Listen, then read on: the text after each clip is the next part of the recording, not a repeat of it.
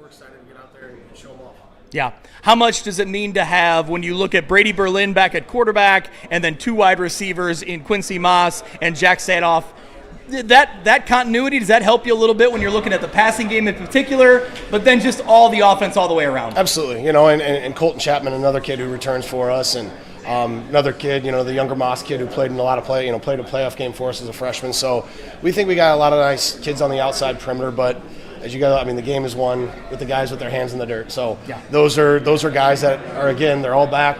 They got another year of experience, and we're just excited to see those kids go out there and kind of take the next step. So should be fun. When you look at it, your guys were young last year, but they did some great things, some good things, and they experienced some experience that I don't think you can get on the practice field when it comes to comeback victories and stuff like that. How much were the experiences, how much does that pay off now going into this year? Because I feel like they kind of learned to win a little bit along the way, which is always nice to see. There's nothing, that's super important. To learn how to win, learn how to compete in the second half in this league, and with the people that we play. So, yeah, it was great. I wish it, people would ask me a lot, like, oh, what'd you say at halftime? I'm like, I'm the same dude that gave the pregame speech. That didn't work out. So, so we got to do a better job of our staff of kind of getting off the bus a little bit quicker and doing those things. But, I think that experience in this game, high school football, especially with your skill kids, it can just kind of accelerate you a little bit quicker to get things, maybe you get to those things week 4 or 5, and,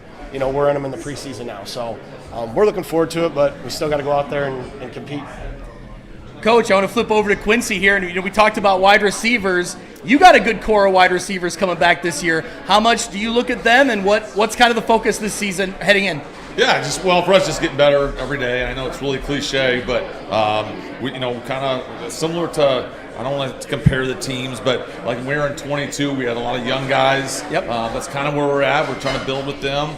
We like them. It's not going to be a crutch for us, but we are going to rely on those receivers that we bring back. Cole Burgess, Noah Wells, Sawyer Harshberger, and we got to mix some young guys too in that mix. So excited about them.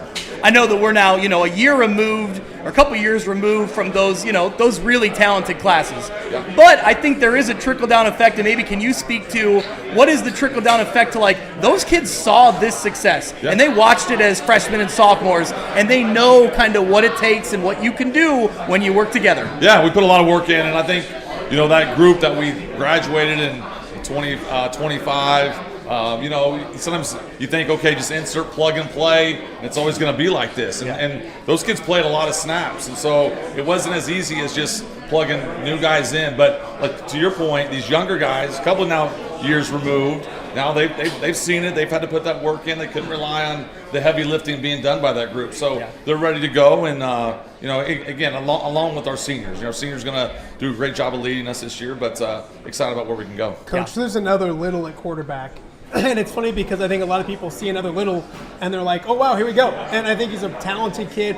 I got one of my kids here, and all kids are different when it's at home or on the football field. How are your boys different, I guess, or the development process been between the two boys? Yeah, well, and it's a great question. And one thing that I think that gets missed, and my oldest son Braden would tell you this, that was a generational group of receivers that we had. So he did a great job for sure, but those kids helped him a ton as well. We like our guys as well, we like them all, but I don't want that to be missed, right? So when you compare the two, it's still like our receiving core, but that was a special group. But as far as Bryson's a little bigger. Things came really easy to Braden at an early age, and Bryson, though, I feel like his growth and changing development has been more dramatic, as he's gotten into high school. So excited for both of them and the whole team, but that's just one small piece of our team. Which one do you love the most? That's a great question. It's an obvious question. I think it does matter, right? We're going to be honest. It changes every day, I bet. But it changes every day, right? Who's taking the trash out? Who's going to feed the dog? Who's going to take the dog for a walk? So just like playing time. Let's don't be confused, though. There is an answer, right? Playing time and dad's love, you got to earn either one, right? Like you got to earn both.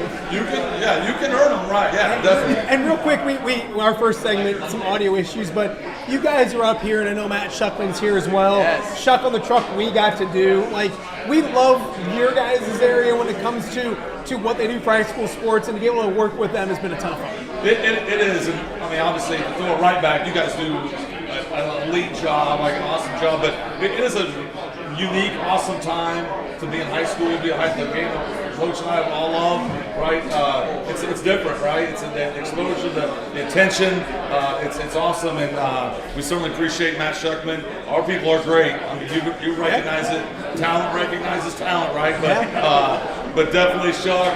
You know, our guys, Muddy River, Dewar, our stations do a great job. But you guys do a great job as well. Awesome. Coach, I want to ask you specifically about Nick Welch is listening, but talk about, I think a big game for you last year was the UT game. Yeah. When you know, maybe it was first half, not great, on the road, you storm back and win that game. What do you look back at that, or is that a game that stands out to you as like maybe there's something switched here, maybe there's something you On see? the golf course sometime this summer, did that game get brought up between you and Coach Welch? No, it didn't, but he got the better of me. I'll tell you that. He got the better of me on the golf course. He's a pretty good stick, big country club member. So, well, he's got that. But yeah, that game in the second half was huge for our kids, because once we got a little taste of success, they were able to just kind of keep their foot on it. And man, success is fun, and that's when kids play it. So that our locker room was excited after that, and that's kind of a feeling that you hope just generates through carrying them through not only football but the next sport that they're playing and whatever else they're doing. So that was a good one for us, but I'm sure they remember it too, and they're going to probably try to repay that. So our kids have to know that as well. Yeah. When you look at this conference, how do you handicap? I don't want to say handicap it, but what do you look when you look big picture about the schedule, what these guys are doing? You look at coaches too. I mean, you don't get a night off when it comes to coaches in the Western Big Six. Your thoughts, big picture, of what this fall will be like? Yeah, I mean, I think that one thing I think is probably the quarterback play in this league. I think is going to be really strong.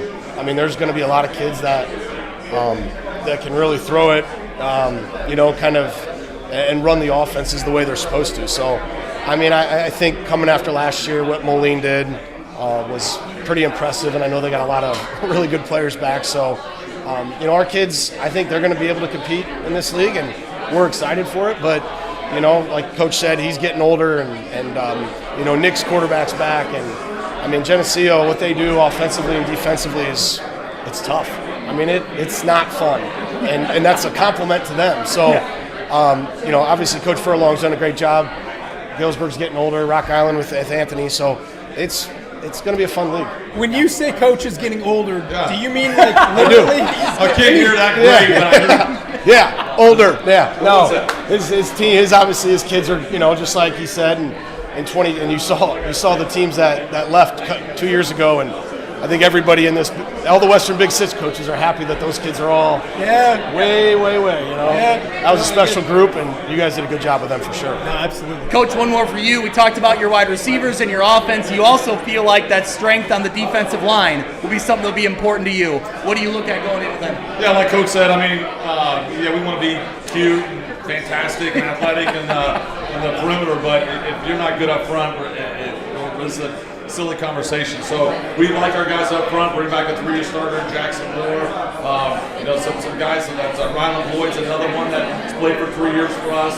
So I talk about we got a good mix. We got some youth for sure, but I think on the defensive line, especially, we bring back some experience, which is a big deal. So yeah, it's going to be mix and match. And like I said, I like our team as far as young and experienced. So we got to go.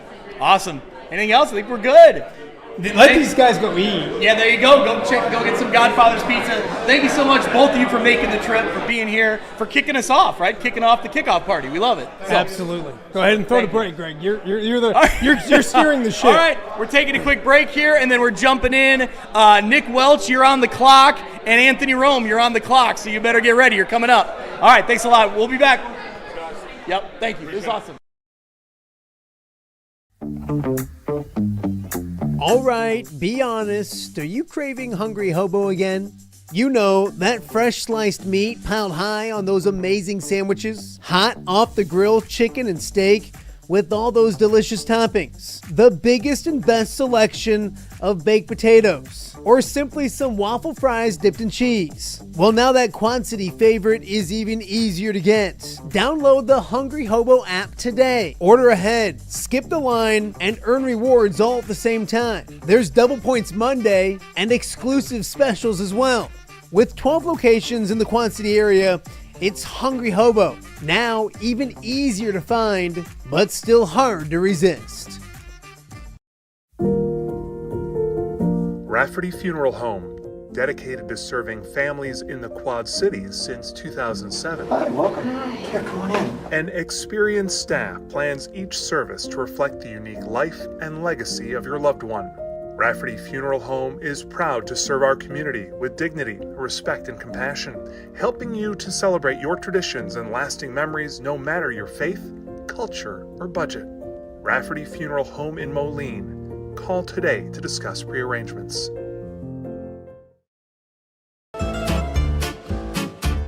When it comes to quality, convenient pizza, Godfather's Pizza in Silvis has you covered.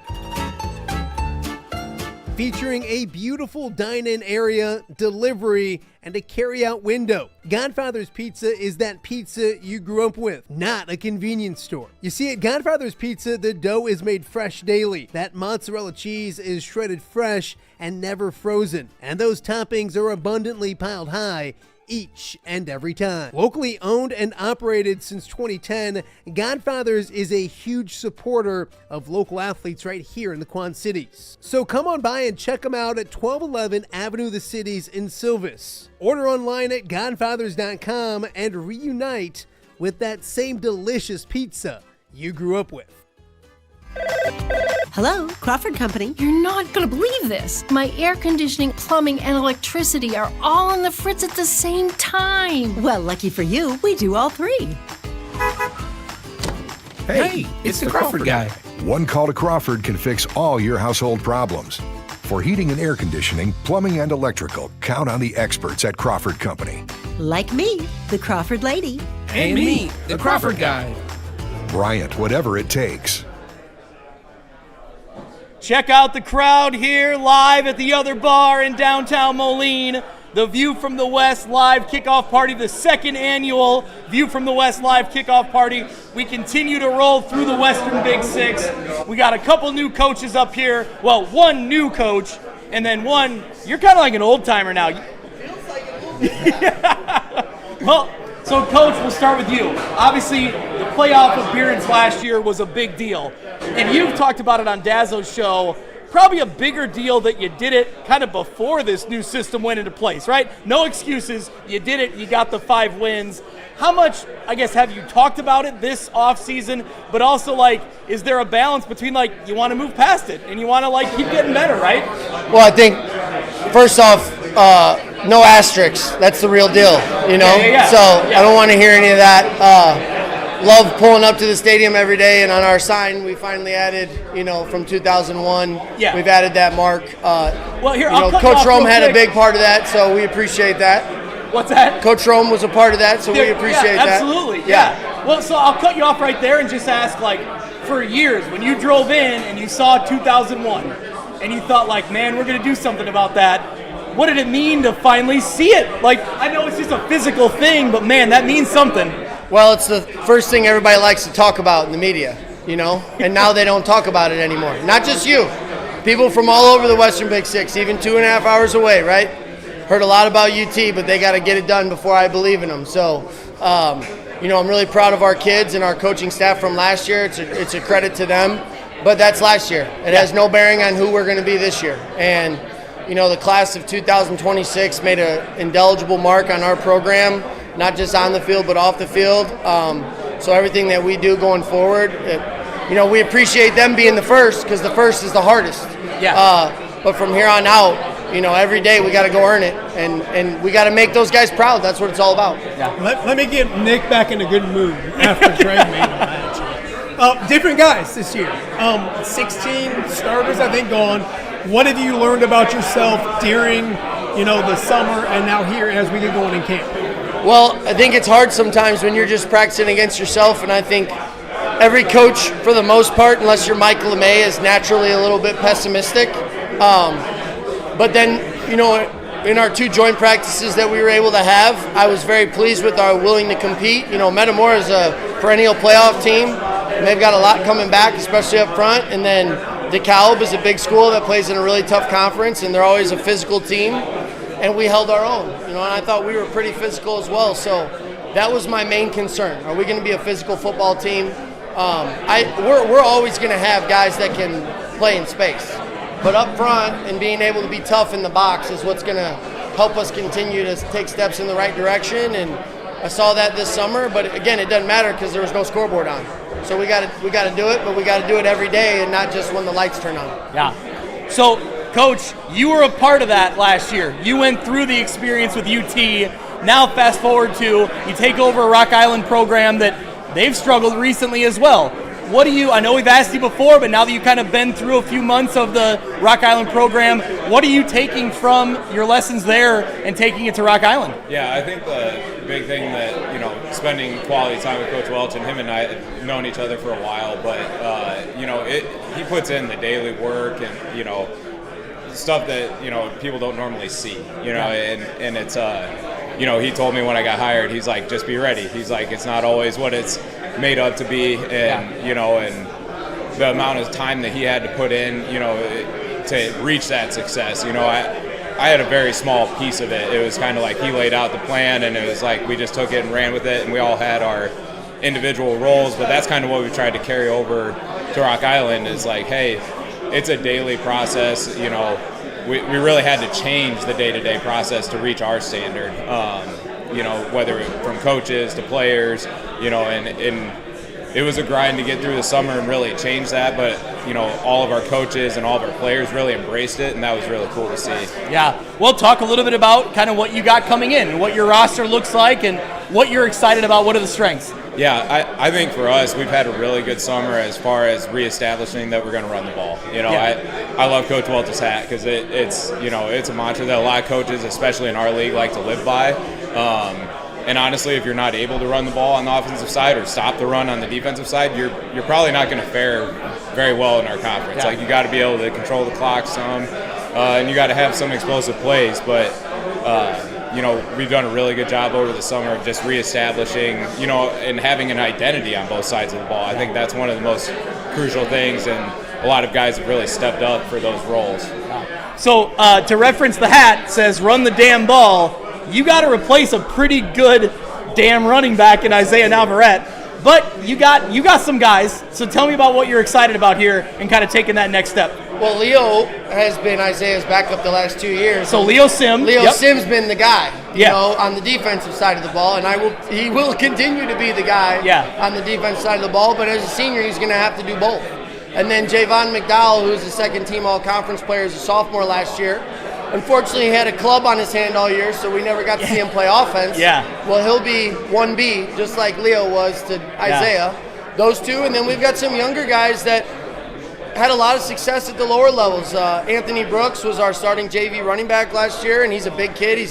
He's a late bloomer. He's continued to grow and get stronger. And then a sophomore, we expect to play quite a bit at linebacker for us. Travis Kincaid got a lot of run at the freshman level last year and a little bit at the JV level. So those 4 guys, and then, we look at our perimeter game as an extension of our run game. And I feel like we've got some good athletes out there. Will Recius was our leading receiver for us last year. He's got a lot of wiggle to him. He's not going to go out there and break 20 tackles, but he'll make the first guy miss, and he can outrun some people. And then another senior that's really stood out on the perimeter for us is a kid named Abu Yaya. He's a little guy. He's a little water bug, but, man, he's super smart. He's really bought into I can't wait to say his name. Abu Yaya. Yeah. Yes. But he does a really good job running routes, and you know what? Despite his size, he's willing to stick his nose in there when he needs to, because we always, the biggest thing last year for us was our run game was so good in the box, but we didn't block well enough on the perimeter. We were not physical, and that's been, since last offseason, a huge point of emphasis, is that if we're going to be the best version of ourselves, we need to be physical on the perimeter, both on offense and defense. And I really think our guys are rising to that challenge, and again, it doesn't mean anything until we prove it, but we got to continue to prove it every day in practice, and I like what I see so far. It is an interesting dynamic that they're both here. I know, I love it. And I want to ask you, we talked on my show this week, like, Do you see yourself pulling more from Nick? Oh, here we go. From Mike. Larry Johnson's pretty influential with what you. So, or is it like, where are you coming? Where do you see the most from right now? He's standing here, so just pointing that out. But go ahead. I'll say that, I'll give the politically correct answer. I pull a lot from all of them. Like that, like there's some things like on the paperwork side that I'll follow Coach Welch's lead, and as far as organization goes, but honestly, both of them, as far as like what they do to get community involvement and keep going like that. Coach Johnson, I was a young pup who thought I knew all of it. Typical college kid, like I know everything about football. and he's like, all right, he gave me my first game film to break down. And I felt like a kid in a math class with a paper that just got written F on the top and it just shredded apart. So just looking at that side of things and learning that from him was just like a huge piece of how I took a jump as a coach and just kept trying to keep getting better. And I would say that that's something that they have in common, all three of them, is that it doesn't matter, like, if you're an assistant, they don't view you that way. They're just trying to make you the best person and best coach you possibly can be. So, like I said, I'll give the correct answer, but if he's standing up here, I'll say he was a huge help. Do you guys, like last year, you all talked like nonstop. Have you talked at all this summer? Some this summer? I'll take the first one. So I'll say this: like the summer was more chaotic than I thought. Yeah. We didn't get out and golf together as much as I wanted. I'll take the brunt of that one. He's like, I'm still alive. We're still friends. Like you got to keep taking advantage of this. Well, I just didn't want to beat him. Maybe that was the real reason. But no, I would say like that was part of the chaos was and really trying to settle in and that. But guys moving here in a little bit. We were just talking before we came up, like, hey, we're still close friends. Like, hey, I'll come help. I'm on the TV or whatever it may be. One Friday night during the fall, when you all hate each other. No, I will say if you take something from every coach that you were around, take that like chip on the shoulder that Nick has, and that includes like you can send me a feisty text message if I send you something on the first day of Dead Week and you don't like it. That's fine. No comment. Listen, man, I got a lot going on. And you're telling me you need this now? Like, you got him going. I'll get it you'll get it when you get it. Like, I appreciate what you do, but I got it in time. I'm breathing right now. Couple more quick things. I want to talk Western Big Six. We've handicapped it on my show, but everybody's chasing the good-looking Mike Morrissey. Is that the way you guys kind of look at it? I'm not chasing Mike Morrissey. I'm chasing his guys on the field, yeah. But, no, we know, and I think that's one thing about our league and it's the help of you guys as well, is like, and I'm a little bit weird in the sense of like, John always says, like, I know other teams. Well, I intentionally go through and like, who are their best players, and how in our game planning process, we presented that to our kids, because on their offense, those are the players they want to touch the ball or who they're going to run behind. And on defense, those are the guys that they're going to try to put in positions to make plays. So we just know what they have coming back. Assuming that they continue to do their system, it's relatively hard to defend. You know what I mean? And with their talent and their scheme, it's going to be a challenge. But, I think everybody knows that every given week is a challenge. The challenges just look differently. One week it's defending a guy who, with the ball in space, is a real problem. The next week is who's going to take the quarterback, the dive back, the pitch back, and we got to be assignment sound and disciplined, and we got to make sure that we have hats running to the ball. Like, it doesn't matter who we're playing. Everybody's well coached. Everybody's well prepared. And the funny thing is like Greg is like a new coach. Like, in one sense, I feel like it, but in the other sense, like, we've had some turnover on the defense side of the ball, but our offense hasn't changed. It's just evolved. Yeah. Everybody knows what we do. It's just a different part that you got to try to stop it, and that's the fun part. You know what I mean? And that's a challenge for us and as coaches, putting a good game plan together. But we also know we have great defensive coordinators in our conference. So every week's a challenge, and we enjoy that challenge. It's what makes coaching fun. Absolutely. Yeah. You want to talk about the league? Everybody's overlooking Rock Island. Is that beneficial? And we've kind of talked about it as our kids. Like, we really want to focus on ourselves. Like, that was our big emphasis when we first came in, when we started doing our off-season training. Like, we really had to focus on cleaning stuff up with ourselves first, and just how we go about practice, how we, go about accomplishing just our own goals on that day-to-day basis. But no, I agree with Coach Welch. Like, I think everybody in our league is competitive. Yeah. Like, there's not, it's a dogfight week in and week out, and anybody can beat anybody. And I think, like I heard Coach Schlemmer just say it, like, who's going to execute in the second half when you're a little tired, you're a little worn out. If you have guys going both ways, it's like, okay, who's going to execute? And, Coach Johnson used to say it, if you take care of yourselves, if you make the least amount of mistakes, you're going to win the game. And it's like, it seems pretty straightforward, but in our league, teams are going to take advantage if you make mistakes on the offensive or defensive side of the ball, especially with the explosive athletes that our league has. We remember those Coach Johnson quotes.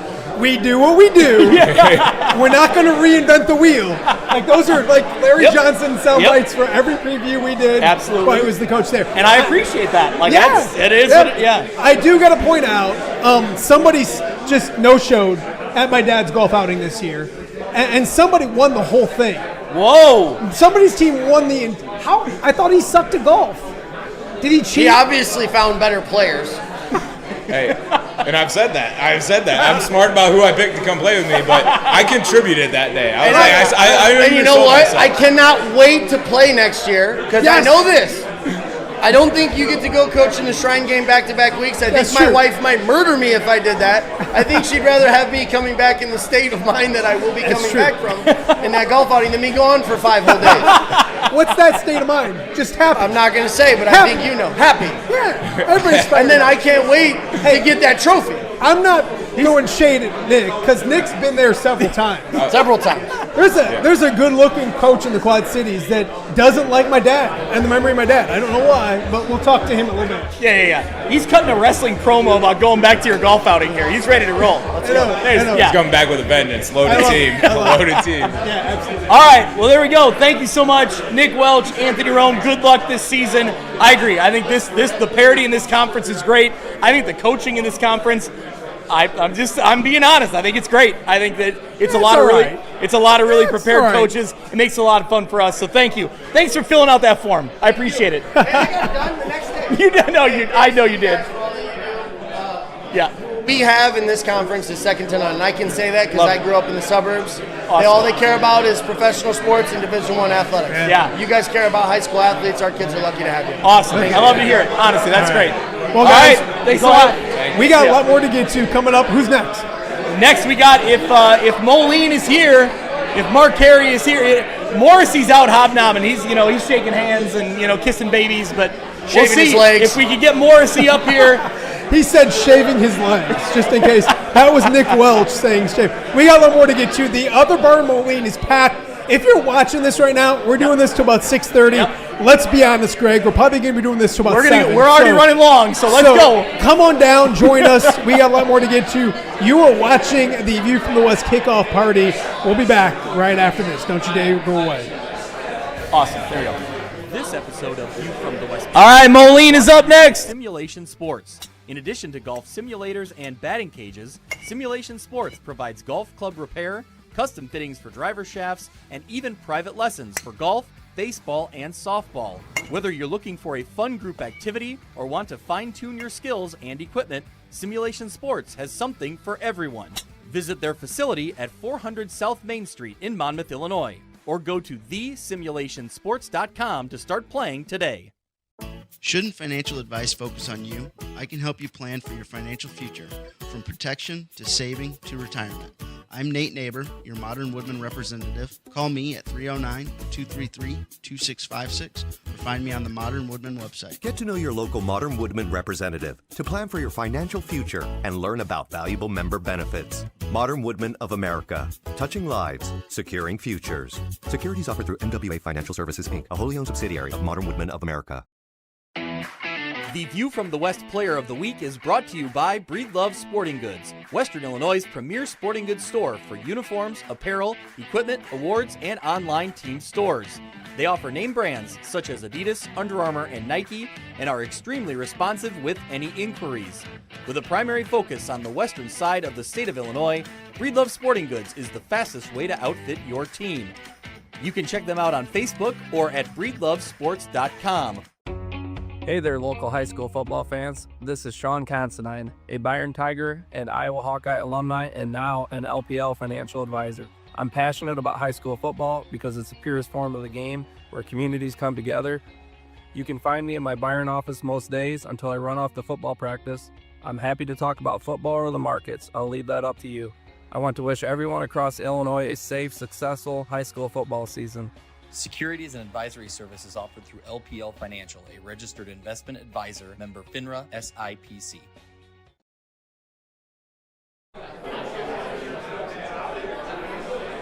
Welcome back to the View from the West live kickoff party. We're down here at the other bar in downtown Moline. Check out this wide shot. We got Nick Bull right there, front and center. Woo! I love it. Bully's in the house. I love it. We got a bunch of people from Rock Ridge. We got a bunch of people from around the area, around the state, really, which is super exciting. Oh, he puts on the shades. I love it. That's awesome. All right. Enough of bully. We're back over here. We continue our Western Big Six coverage. Let's get to Moline. We got head coach Mike Morrissey, running back Mark Carey. Mark, thank you so much for being here. Welcome into View from the West, my friend. It's an honor. Thank you for inviting me. Awesome. He goes right to him. He goes right to him. As he should. He's the guy. Yeah, he is the guy. Yeah. So I want to ask you first, coming back as a 1,000-yard rusher, what's kind of been your focus this offseason? What are you working towards? What are you working on right now as the season starts? My focus was showing up, staying healthy throughout the season so I could provide for my team in the longer run, in the playoffs, and having a good long season. Yeah, you had a great season last year. Coach, talk about what do you see in Mark now as a senior? You've seen his progression throughout the years.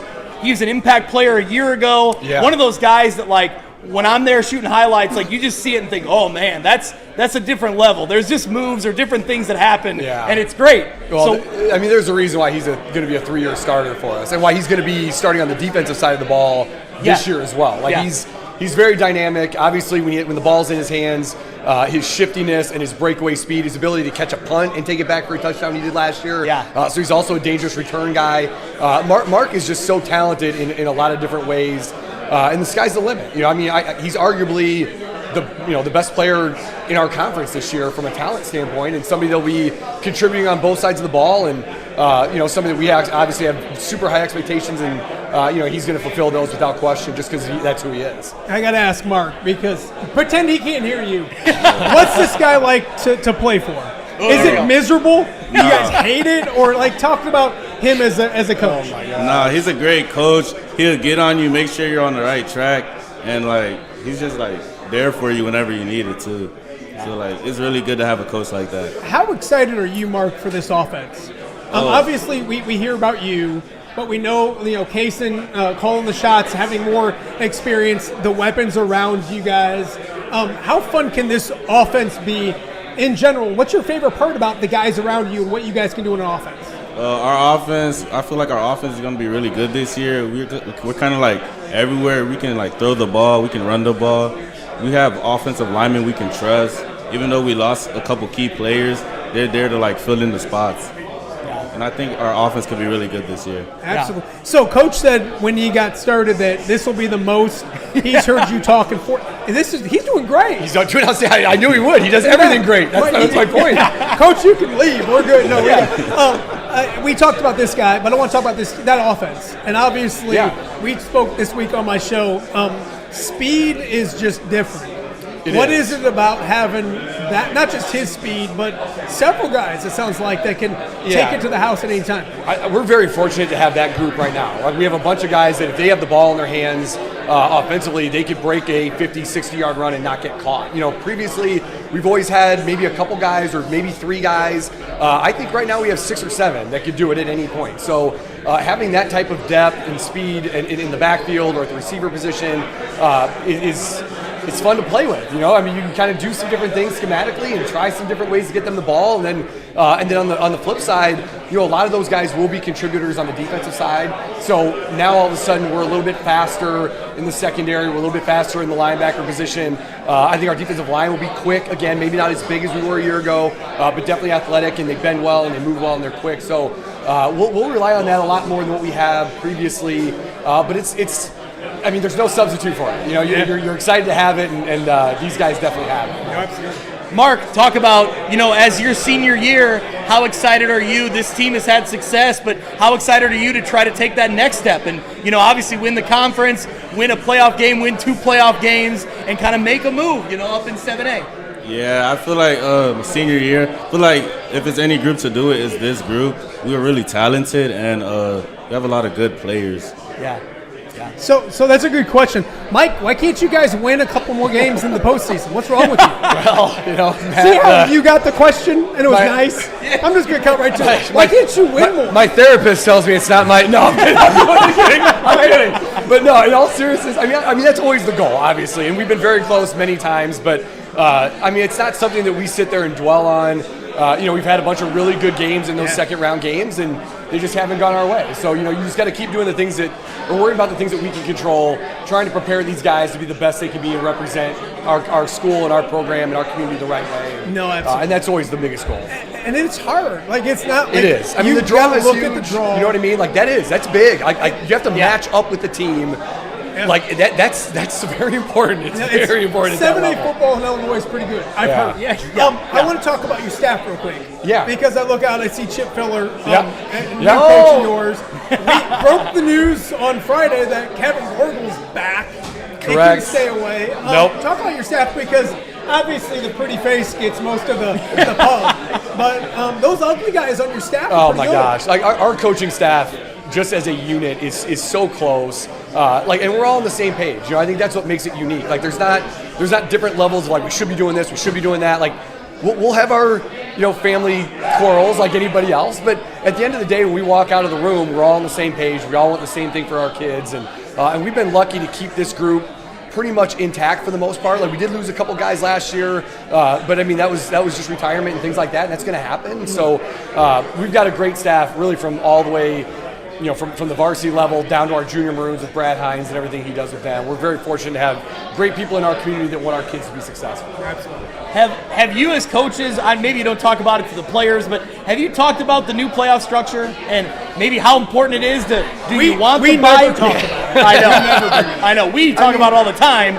How much do you talk about it? And maybe it's nothing you can control. You win what you win, and you end up. I mean, we don't talk about it with our kids as much. Obviously, they know that it's different. They know we're starting early. Yeah. They know if you win 3 games, you're probably getting in the playoffs. But on the flip side, they know we're playing Rochester week 1, so they know that we are challenging our team to be the best they can be early on. Against some of the best talent in the state of Illinois. So we continue to want to do that. We continue to want to put them in tough positions early on in the season to prepare them for a conference grind and then hopefully a playoff run when that time comes. I guess when talking about the draw that you could potentially get, you certainly would benefit from winning, getting into a bye week situation where you're playing a team that comes in from who knows what record they have, but correct. That getting to that would be helpful.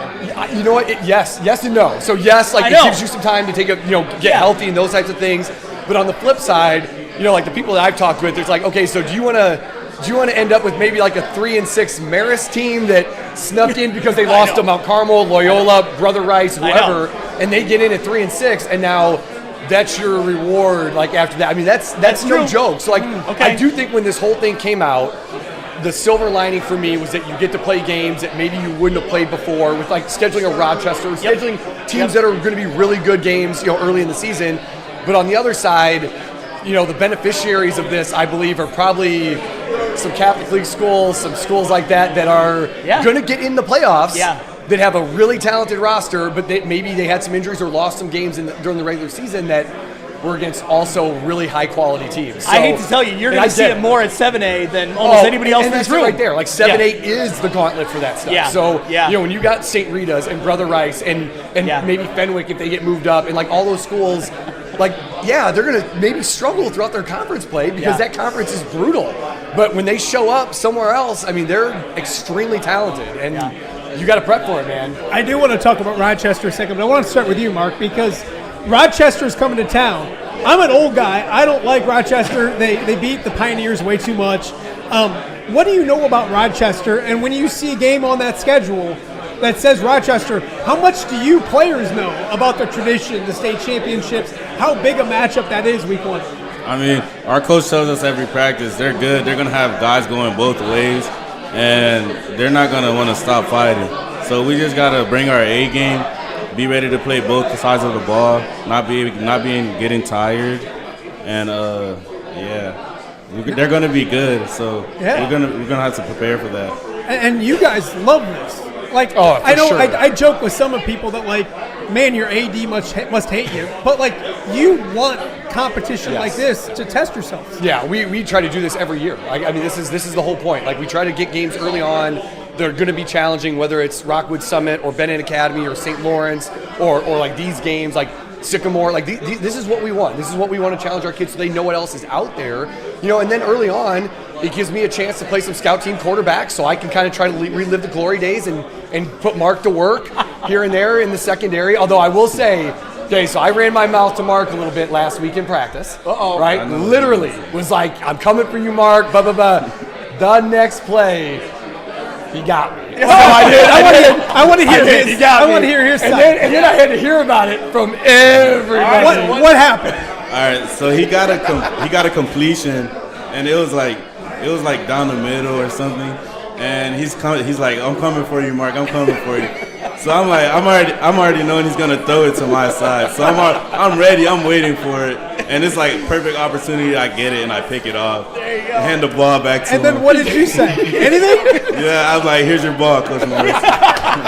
First interception of the season, right there. That was the first one of the season. Yes, it was, and he got it. And he baited me a little bit.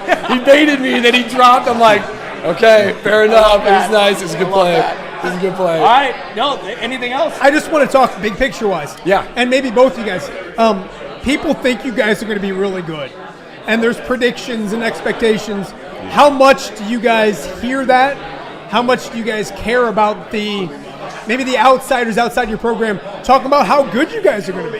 Yeah, every day we hear how good we're going to be, but that doesn't mean nothing. When it's time to come on the field, we got to be able to perform. So we kind of just block it out and like work on our craft. And we're not too focused on what the outsiders are saying.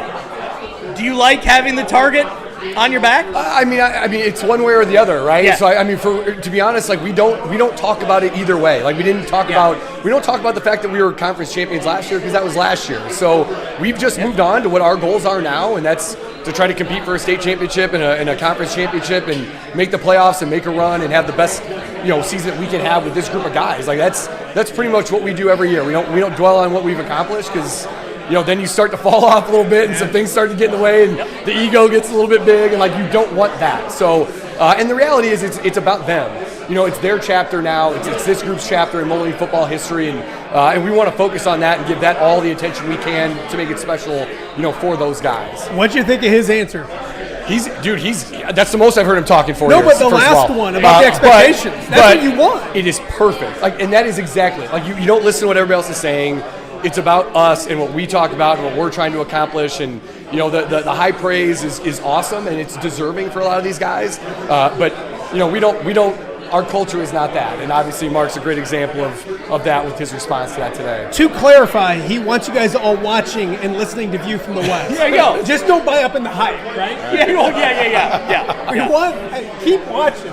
No, what he wants you to do is when you're running and you see the logo, run to that sideline. That's it. Just right by me. That's what we want. Mark and I talked about him winning the Player of the Week last year again and he says it was Quincy. Yeah. All those cats got to eat Godfather's pizza. Yeah. All of them got to celebrate. I'm like, yeah, we need to get that again. You got to probably get one of those again because they loved it. That was awesome. That was such a fun day and an exciting deal for all those kids. It was great. awesome, man. It was perfect. Love it. All right, good luck this season. Thank you for being here, Coach. Yes, sir. Good luck. Thank you guys. Thank Appreciate you. you having us. Mitch is going to need that shirt. Yeah, I got an extra. He's going to need that shirt. Tell me, right? send me the size. No. Send me the size. Mitch doesn't get anything free. He's not here. Oh, if you have an extra, I want. I know. This guy doesn't wear anything that's not green, so let's not kid each other. All right, so let's. You tell me the size. I got it. All right. I love it. Guys, All right, thank you so much for being here. What's coming up next? We'll take a quick break. We're getting into the Three Rivers Athletic Conference. We got Mike LeMay and Matt McLean from Orion and Mike LeMay from Newman. Let's get into it. We'll be right back.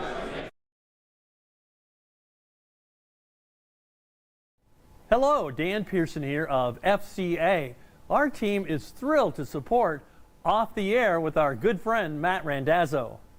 We share the view of the power of sport when it comes to relationships, including the influence of the coach. FCA believes the coach is the most influential person in America.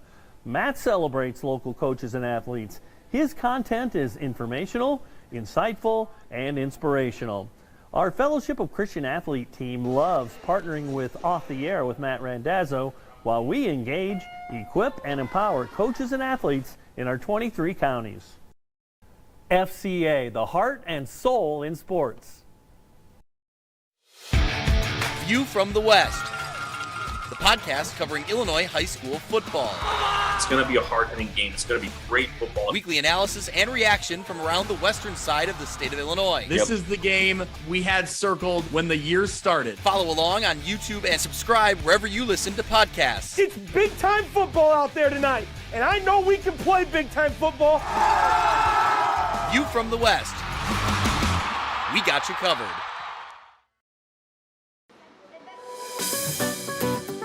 Are you looking for the Quad City's best chips and salsa? There's only one dude to turn to. Right on. Snoop. Hand-cut chips, fried fresh with that crunch you've come to love. And the most addicting salsa with delicious fresh ingredients each and every time. Pick up your chips and salsa, queso, enchiladas, and much more at the Stern Center in Rock Island. To place your order, simply call the man himself. It's Snoop at 309-314-8197 and find out for yourself what the rest of the Quad Cities already loves.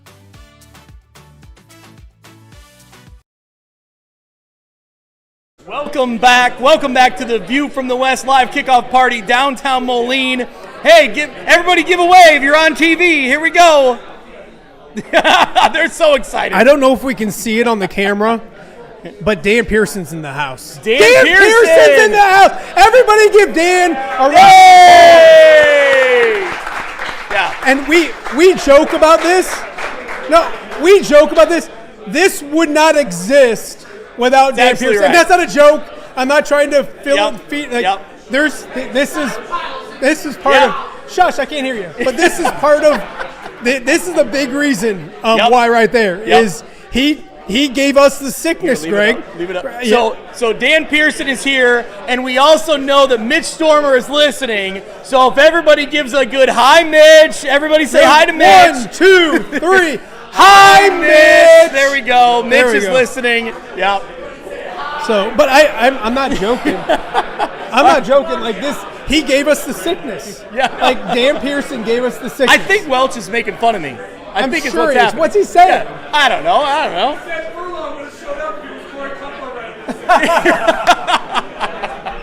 right.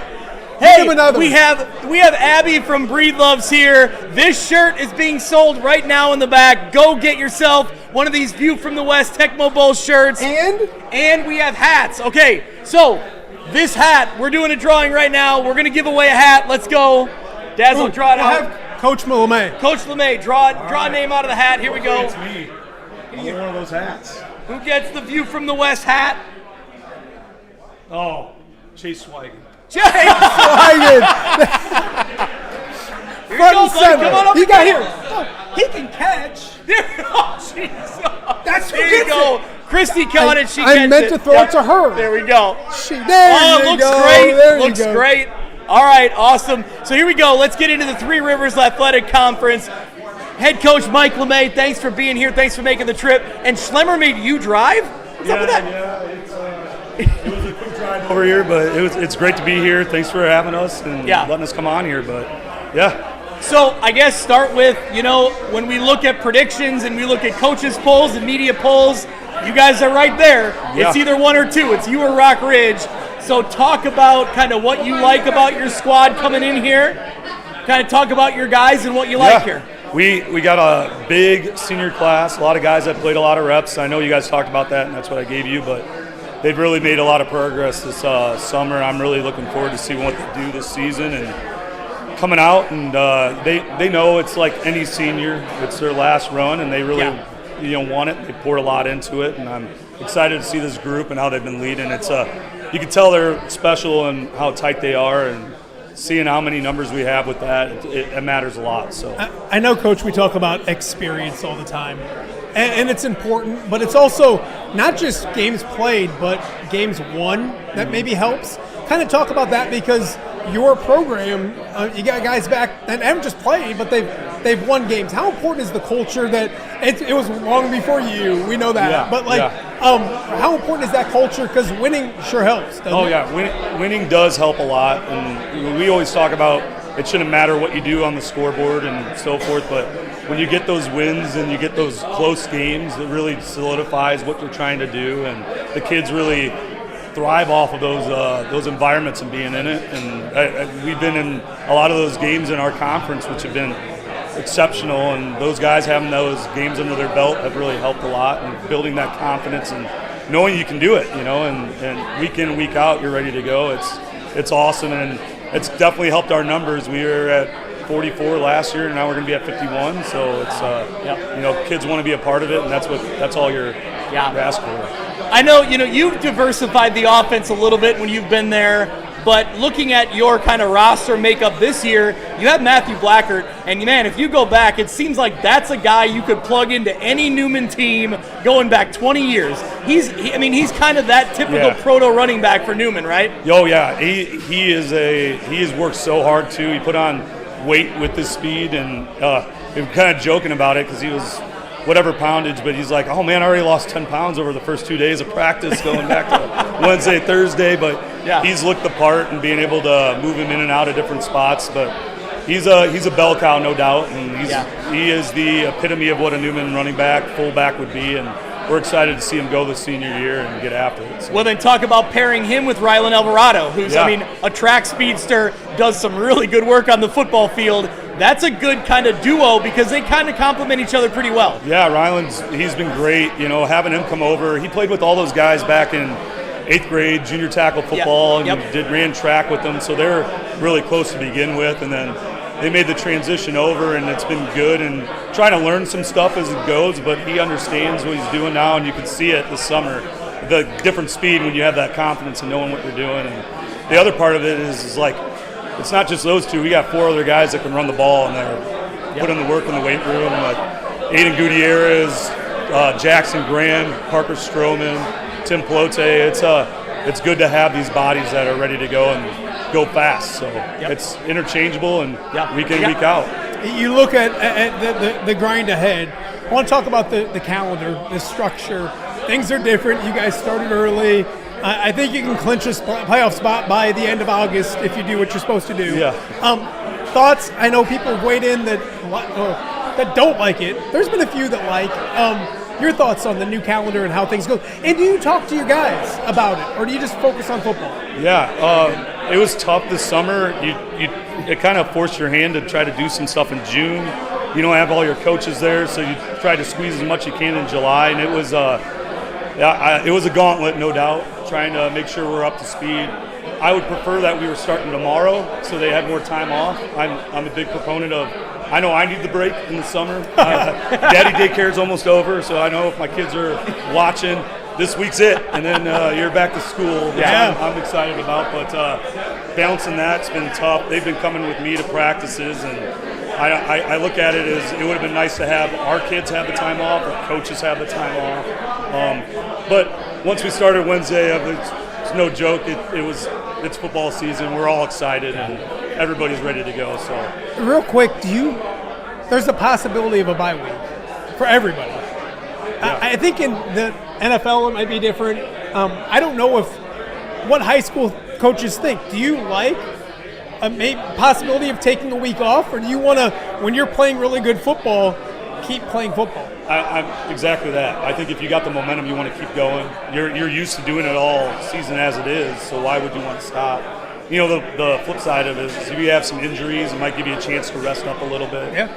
It's just, who knows if that will happen, but if it does happen for us, we don't know how to structure that week. It's all new territory, so, what do? You scale back? Do you still stay inter-squad? Kind of like what we're doing this week, where it's all competing against one another or trying to get an idea of what maybe your opponent might be, and who knows, we'll cross that bridge when we get there, and we'll see what it looks like. But I would prefer to keep the momentum rolling if you're going. No, absolutely. Well, before you get to the playoffs, you got to get through the Three Rivers. Yeah. So, I mean, we talked about it last year on this show and in our preview.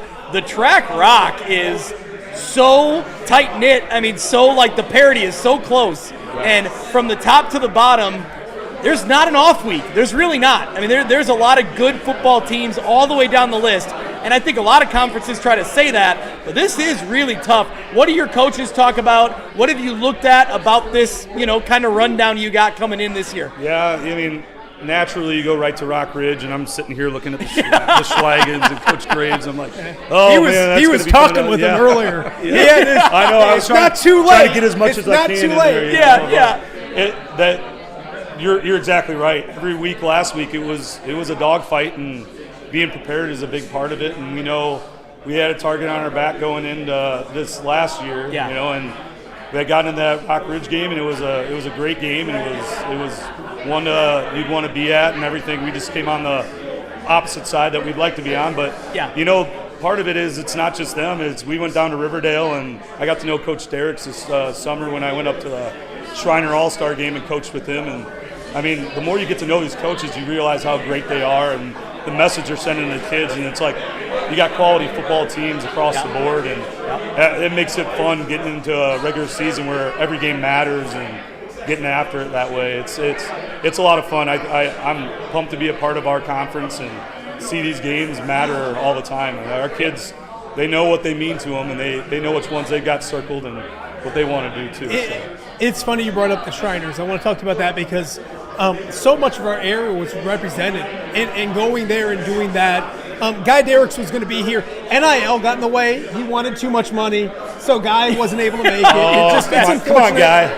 It's unfortunate. But when you go to an event like that, plus it killed my dad's golf outing. Not a bet, we were good, but like Guy's been there, you've been there, Nick's been there, so many guys. But being there and seeing our area well represented. I think Greg and I always talk about how many good coaches we have in the area. Yeah. That validates it. Like, what was it like spending some time with some of those guys and picking their brains over that week? It's great. The unfortunate thing is I had to spend a whole week with Coach Welch, and I already had too many experiences. No, I'm just messing. It was awesome hanging out with him, and we had a good time. And Coach Furlong was down there, and Coach Derricks, and I mean, it's a phenomenal event, and it's a great week, and you learn a lot from everybody, no doubt. And you think like, oh, are we doing the right thing? And then you hear what other people are doing. You're like, okay, we're all trying to make kids better and enjoy this game and grow it because we want more kids to be involved in a sport that's quite frankly different than every other one. It's hard, and trying to build more than just winning football games. And you saw that too with our kids. I had a player down there, but even the kids from the track, I got to know them a little bit more. And the way they worked with the kids that they brought in, it was way more than football, and the chance that they got to be around. It was a life-changing event for me, and not only with those kids, but also with the coaches. I mean, you just build that camaraderie right away, and it was great, and it is well represented, and I love to see that still. Coach Welch said you guys caught Coach Morrissey shaving his legs. Is that true? Did you guys actually catch him shaving his legs? That's what Nick said. I saw Morrissey one morning. He was in there with the straight razor blade going. He had that leg propped up there, So. See? Yeah. Probably propped up a little too much, but that's I'm just. You look at me. I'm a little bit of the opposite. Let it grow. So. Go ahead. I mean, these are not the conversations I expect to have on this show, but here we are. That's true. You brought me. That's your. I come with the equipment. I know. That's fair. Coach, we've talked about it over the years. As a Newman grad, what's it mean to you to be at your alma mater and to see, you talked about this big senior class, and to see kind of them go through the whole Newman football experience and get to their senior year? That's got to mean something more to you, knowing you went through the same process. Yeah, it means a lot. I mean, to get the opportunity to come back home and be able to coach at Newman, it was. I felt blessed to be able to be in that spot, and I think I can't even begin to go on and on about what Coach Poposi's done for me while I played, and then learning from him and the coaching side of it.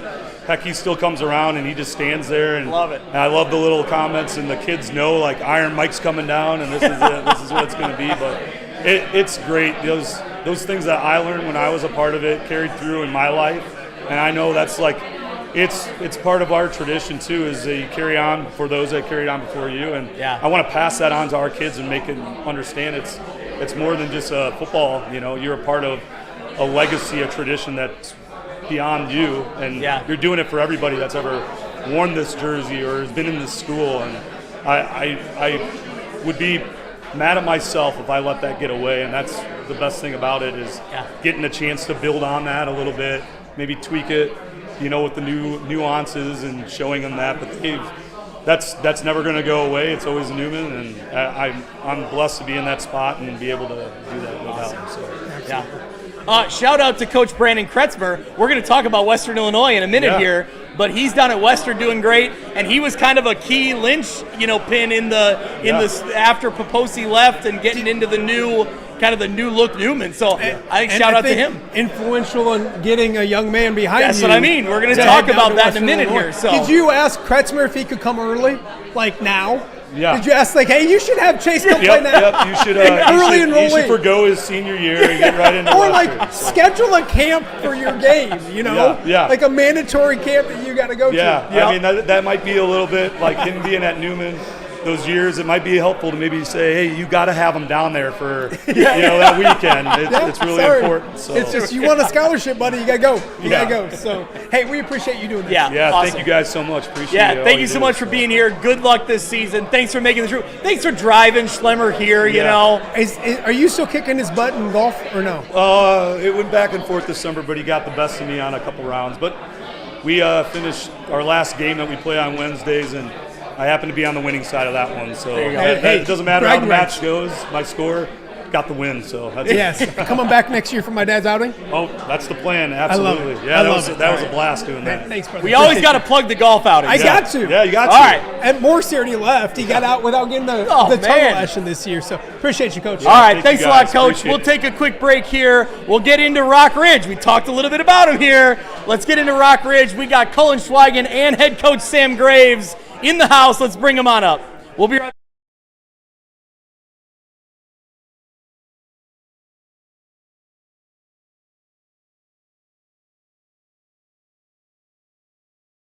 Hello, Dan Pearson here of FCA. Our team is thrilled to support Off the Air with our good friend Matt Randazzo. We share the view of the power of sport when it comes to relationships, including the influence of the coach. FCA believes the coach is the most influential person in America. Matt celebrates local coaches and athletes. His content is informational, insightful, and inspirational. Our Fellowship of Christian Athlete team loves partnering with Off the Air with Matt Randazzo while we engage, equip, and empower coaches and athletes in our 23 counties. FCA, the heart and soul in sports. View from the West, the podcast covering Illinois high school football. It's going to be a hard-hitting game. It's going to be great football. Weekly analysis and reaction from around the western side of the state of Illinois. This is the game we had circled when the year started. Follow along on YouTube and subscribe wherever you listen to podcasts. It's big-time football out there tonight, and I know we can play big-time football. View from the West. We got you covered.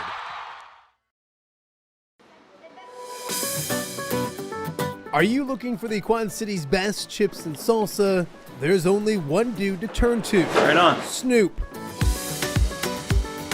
Hand-cut chips, fried fresh with that crunch you've come to love. And the most addicting salsa with delicious fresh ingredients each and every time. Pick up your chips and salsa, queso, enchiladas, and much more at the Stern Center in Rock Island. To place your order, simply call the man himself. It's Snoop at 309-314-8197 and find out for yourself what the rest of the Quad Cities already loves.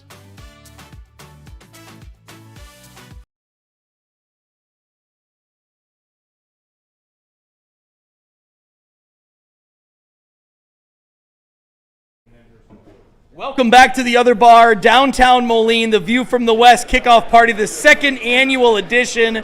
So we're back here in Moline, and Dazzo, for the second year in a row, we have Rock Ridge quarterback Cullen Schweigen here. We do. We also have head coach Sam Graves. Sam, you showed up, and you didn't know you were going to be on. But if you're in the house, we got to get you on here. So, well, you didn't hide very well sitting in the front row here. So, that's right. Thanks, Swaggin. Yeah, this is kind of the way it works. Every Friday when we want to get Sam on, we got to contact other people. We got to contact Chase, make sure it all works. So I try to stay away from the technology stuff. So somebody's got to hook it up for me if I'm going to do it. So. Well, there you go. Well, real quick before we start talking Rockridge football, everybody who's here at the other bar, there's on your tables. There's a way to donate to obviously Ryan Hawk and what he's going through. Coach, can I have you kind of talk about him and kind of what he's been going through right now? So, Drew. I'm sorry, Drew No, Hawk. you're all right. Right at the end of summer, had a bad accident in a pool. Summer's winding down, has a chance to go over to Iowa, hang out with friends and his girlfriend, and, just trying to be a kid and just enjoy summer and enjoying some swimming, and had a bad injury with his neck and was flown to Des Moines, had surgery. Right now is really being a trooper, keeping spirits high, and he's battling. He's getting better. Every day it seems like we're getting good news. He's battling and moving more things every day. And he actually just got transferred. They were able to get him off antibiotics. So he was able to transfer from Des Moines. They got him in Chicago now, flew him to Chicago. So he'll be there, I think of what I originally heard, 9 to 12 weeks, if that's accurate, of rehab. I know we were fortunate enough. They said family only, but when we got there to kind of support the family, he wanted to see some of us coaching. Oh, you're good. Yeah. Take your time. Yeah. It was, we weren't ready for it. Yeah. When they Still let us not. go back and see him. But he's battling. Yeah. Yeah, he's battling. And, that's the good thing is the family first and foremost. That family's built on faith and family, and you can tell that. They're super close. They know who truly is watching out over him, and they know that, sometimes we don't understand this, why it's happening, and we want answers, and we want timelines, and we want to know why. And, sometimes our timeline and our reasons why don't match up with Jesus. Mm-hmm. And eventually we'll know why. But they're keeping their spirits high. They know who's in charge. And he's battling, and he's we got to go in and see him, and man, that was an emotional toll. But just to see his smile, and to be able to joke a little bit, and they talked about his girlfriend and sister painted his I'm gonna call him out right now on radio. He doesn't want anybody to know this. But Well, it's not radio, but go ahead. Yeah, whatever. Unfortunately, they can see how ugly we whatever are. this newfangled stuff is.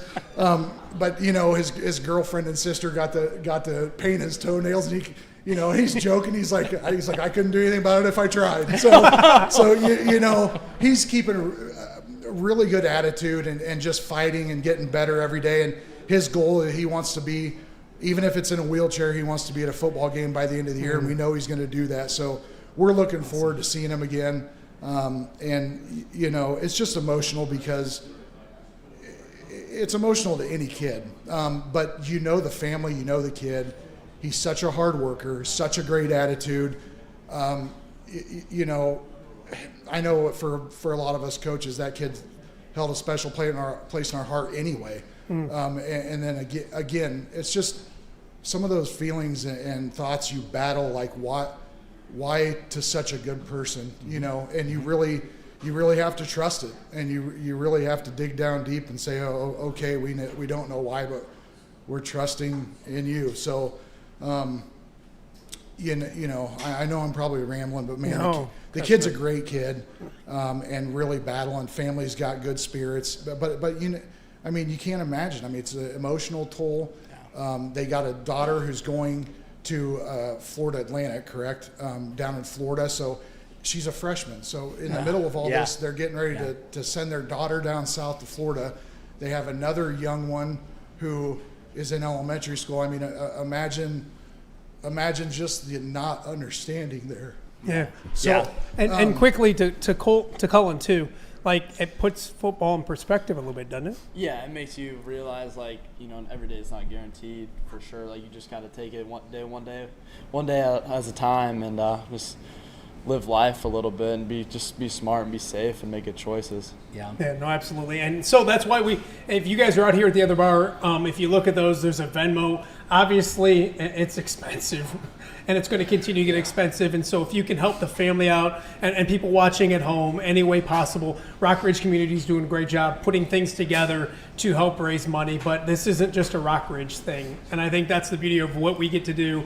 And what Greg gets to do on View from the West is that it's a Quad Cities thing, it's an area thing, it's a high school football thing. So anyway, anybody can help in the smallest way possible, please do that as well. Yeah. No, I think that's what we're trying to do here, right? Is like bring communities together and talk about obviously the football aspect, but I think just in general celebrating Friday nights and celebrating high school athletes. And there's a high school athlete that, that needs us. And so I think if we can do anything we can to try to, help them out, I think that's really important. So no, absolutely. Let's talk some football because y'all should be pretty good, right? So hopefully we can get rid of those tears and talk about wins. Excited obviously for the season, right, Coach? Yeah, we are. And, a lot of it's because the young man standing next to you, it was such a great personality and spirit there, and obviously talent. But yeah, the kids, we were actually talking to a couple of the coaches in the back that, we lost a lot of talent. I mean, we did. I mean, there were some big athletes and some playmakers that we lost, and we have some question marks and who's going to fill in for that kid and this kid. But I've been really impressed with the work ethic this summer. We've had really good turnout in the weight room. All those coaching tricks that you try to do where you're doing extra sprints and maybe, oh, nope, somebody didn't go hard enough, we got to go again. The kids are battling and really busting their tails, and you don't hear complaining. It's really a nice group. I'm so proud of them and it's a fun group to coach. I feel like ever since COVID, I'm going to get myself in trouble, but I feel like ever since COVID, it's kind of ushered in this era of liberal whininess. And our kids are the type of kids that they would rather get up on a Saturday, go hunt, and then on Sunday go to church and watch. You know what I mean? We got just a hard-nosed group of kids that just want to work. And that's what's so special about this is I don't know how we're going to replace some of the talent we lost, but it's such a good group to go around that sometimes that's the scariest teams you play against when they're the most united together. Yeah. So, Cullen, talk about, you've been through a ride here. I mean, we were talking about you when you were a freshman and whether you were going to start or not going to start. It ended up being you started, and you started pretty much all the way through. Yes. So, is this feel different being a senior? Definitely. I feel like going in, just looking around, senior right here, all the guys that are my age, it's been a ride. We got one more. Kind of just take it all in and realize, we don't got much left for the high school football, probably the best time of our lives. We just need to go out and play hard and have a lot of fun as a group. Yeah. We talked about weapons last year. You had a ton of weapons. You still have some of those. What will this offense look like? Will it look a lot different? What's the plan, obviously, from the quarterback's mind? Who's done it, now getting ready to for the fourth time? I feel like there's a lot of similar personnel. It's just getting timing down. We lost Owen Steele, Liam Steele. We lost some really good guys last year. It's just timing down and just staying connected with your wide receivers and the kids who are on the side of the ball as you. Just kind of knowing their personality and figuring them out, and just to see what you can do on the football field on a Friday night. So I went back and watched last year's episode when you were here. And you called Wyatt Osborne sneaky good. Yeah. And so he's back again. And I feel like, and Coach, maybe you can attest to this too, I feel like over the years, you've seen Cullen kind of take the wide receivers he got, and it elevates them. They become better because they're finding their spots and he's getting them the ball. So I'll ask you first, what's sneaky good about you got Osborne back, you got Chase Wheatley back. So, again, you find more wide receivers here. Even some have graduated, talented ones, but you still got some guys here. Yeah, we have a lot of sneaky athletic guys that are going to put a big – I think put their name out there a lot, which it's a great thing. And, yeah, Ozzie we call him Ozzie. There you go. I like that. Ozzie should be a good one this year. We'll see if he can keep his head in there and keep him going. But, yeah, he should be legit. Have you taken a moment to think about the whole senior year thing? You've done this for so many years. I've joked with people that if I had a dime for every time he talked about his name, like I could legitimately retire and not just pretend to do a show up in my loft. So you're going to make mom and dad cry now that we're starting talking about that, right? Do you allow yourself to sit back and say, like, this is my last first practice, this is going to be my last home opener, those type of things? I mean, not really, but like I take Nick Bull's son to practice every day. He's going to be a freshman this year. Love it. And I realized these are going to be a lot of lasts, and it's going to be a hard one. It's going to be a hard pill to swallow for sure. But yeah, just taking it in, figuring it out, but just realizing I better just go out and have a lot of fun.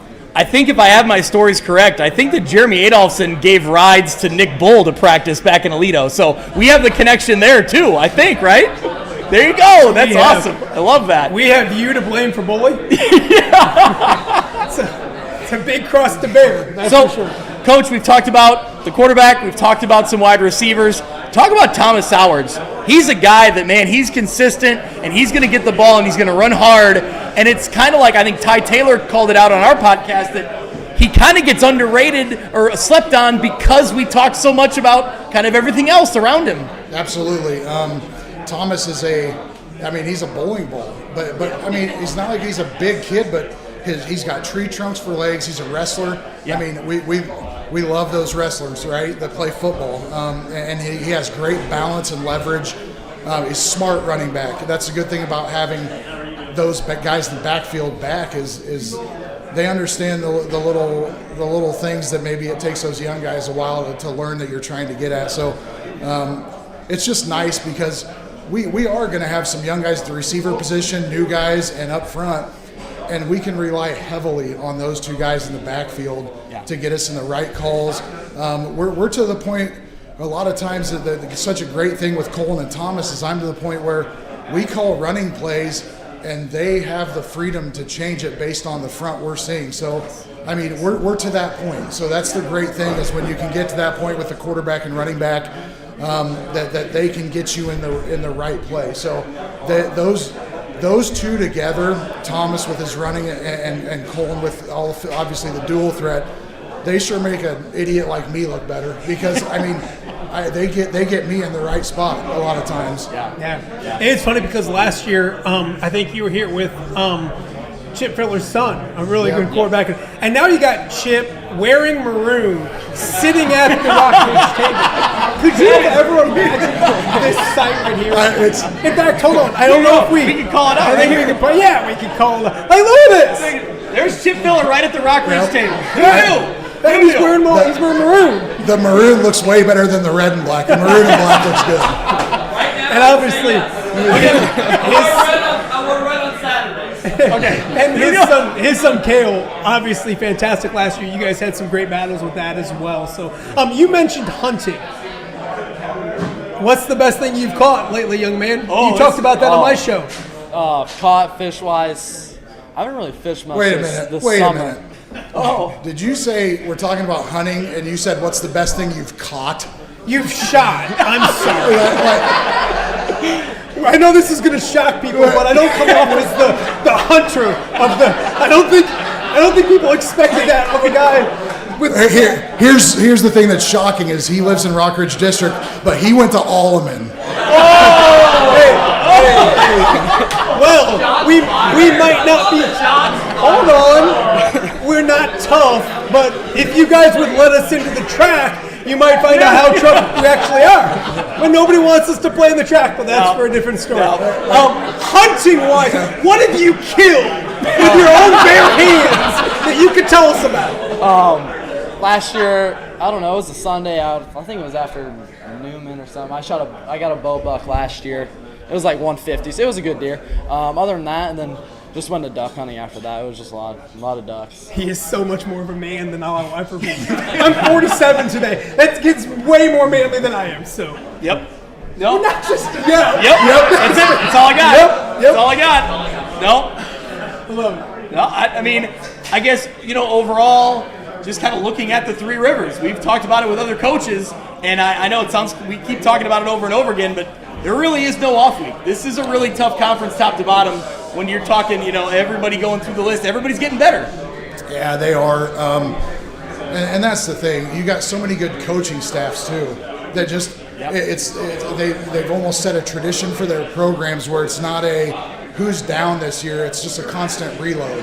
Yeah. And that's the thing it's also fun with this conference. Every once in a while you'd like to have in some of those games that are gimmies, but it just doesn't happen. And obviously we felt like we've been tripped up earlier than we should have a couple years in the playoffs, but at the same time, when you come out of the conference, you feel like you're definitely ready for the playoffs. Yeah. And honestly, we've had multiple years where I've kind of wished our conference wasn't so hard because we come out nicked up and bruised up and we have key guys banged up going into the playoffs. That I'd rather not see that. But who knows? Maybe this year with the win 3 games and you get a playoff T-shirt, we can get a bye week, and who knows? Well, again, we've talked about the bye week. Do you want to bye? Do you not want to bye? Have your coaches talked about it at all, or that's 10 weeks away? No, that's 10. I have no idea. Yeah. Honestly, we just want to get wins and get as many as we can for a better seed, and that's the key, is just getting that right matchup in the playoffs and getting as best seed as we can. And we talk about it every year. We don't. It's probably bad of me as a coach, but we don't have team goals. We don't have hey, we're going to go get to the 5 wins and make the playoffs. We're going to do it. We just don't have those. And I think the kids have bought into that, and it's just an expectation that we're going to come and we're going to roll and get better. And we don't talk about, it's a cliche, but we don't talk about more than 1 week at a time. They can probably tell you that every week it doesn't matter the outcome, as long as next week you guys come to film on Monday, get ready to get chewed out, and we get better for the next week. So come win or loss, film's never as bad as you think. It's never as good as you think.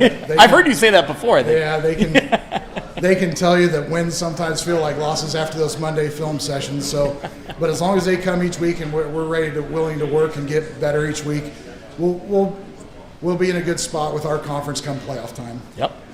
Well, I just want my wife to know, get the guns ready, because when I get home, we're just going to walk around shooting stuff. So it's time to start. That's exactly how it sounded so bad. Talk to your friend. Really, yeah, it did. It sounded really bad. Not stuff. It sounded really bad. Put the kids away. It sounded really bad. Put the kids away. Anyway. You're just going deeper in the hole. Hey, guys, I appreciate you guys doing this. Best of luck, young man. The hat looks really good. Thank you. Is he keeping that? Is that his? He won it. Yeah, well, he didn't win it. Technically, he did. It's been handed down to generations, It's so already an heirloom. It's a family heirloom. So, all right. Hey, we appreciate it, guys. Yep. We're gonna call an audible here. Let's call up Matt McLean right now. We don't even need to take a break.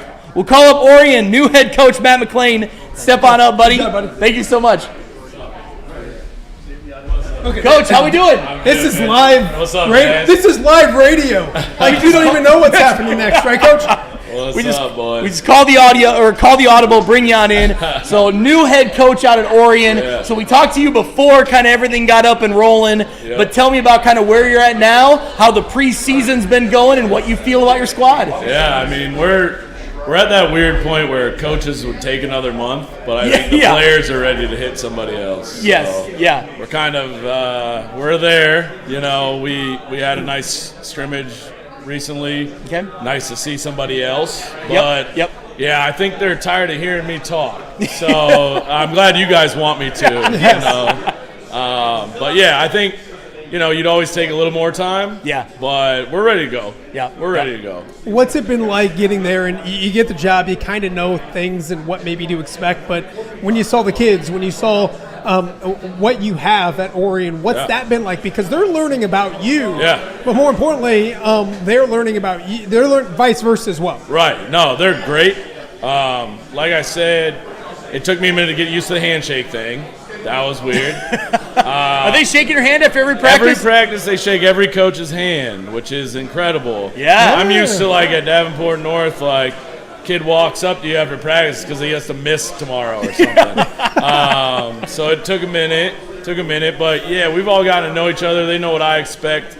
I know what to expect out of them now. Yeah. But very intelligent. I told them from day one, and it's shown through, like, they can handle a lot more than people think. Yep. They can handle a lot more than people think. We have a sophomore quarterback in Blake Arnold who now is making line calls. He's making protection changes. He's changing plays. He's doing everything. So, you know, we have that across the board. But, yeah, they're very intelligent. You don't tell them things twice. Yep. You might yell lock in once, and then they're done with that because they don't like to hear coach get mad. Yeah. But, no, they're great kids, and they're hungry to win. Yeah. And I think we'll do our fair share of it. Well, good. We'll give another shout out to Coach Filler here.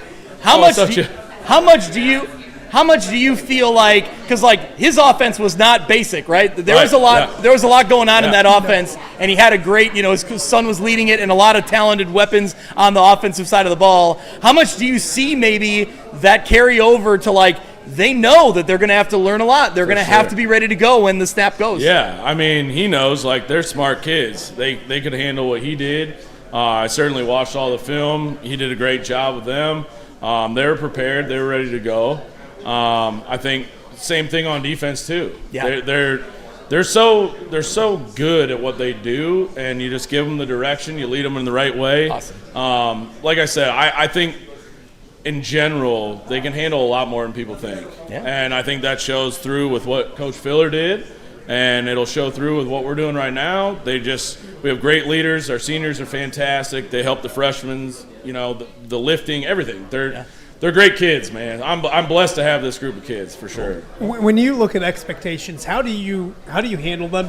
Or what are they? Because we talk about the Western Big Six. There's a new head coach. We don't know exactly maybe what to expect. Sure. I don't know if people know what to expect from Orion. Yeah. How do you handle expectations just so that we can, one, sound smarter, and then two, like, how do you handle them in house with wins and losses and those types of things? Yeah, I tell them, like, we have a 24-hour rule for practices and when we play games, be mad, be happy, do whatever, 24 hours, then it's over, right? We got to move on. We got to compartmentalize things a little bit.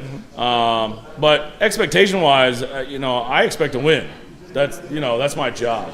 And I told them the same thing. I said, why would we go through all this work, the blood, sweat, tears, everything, to play a game and expect anything other than to win? Mm-hmm. Now, winning isn't everything. You can win in a lot of different capacities, but certainly on Fridays, that's our expectation.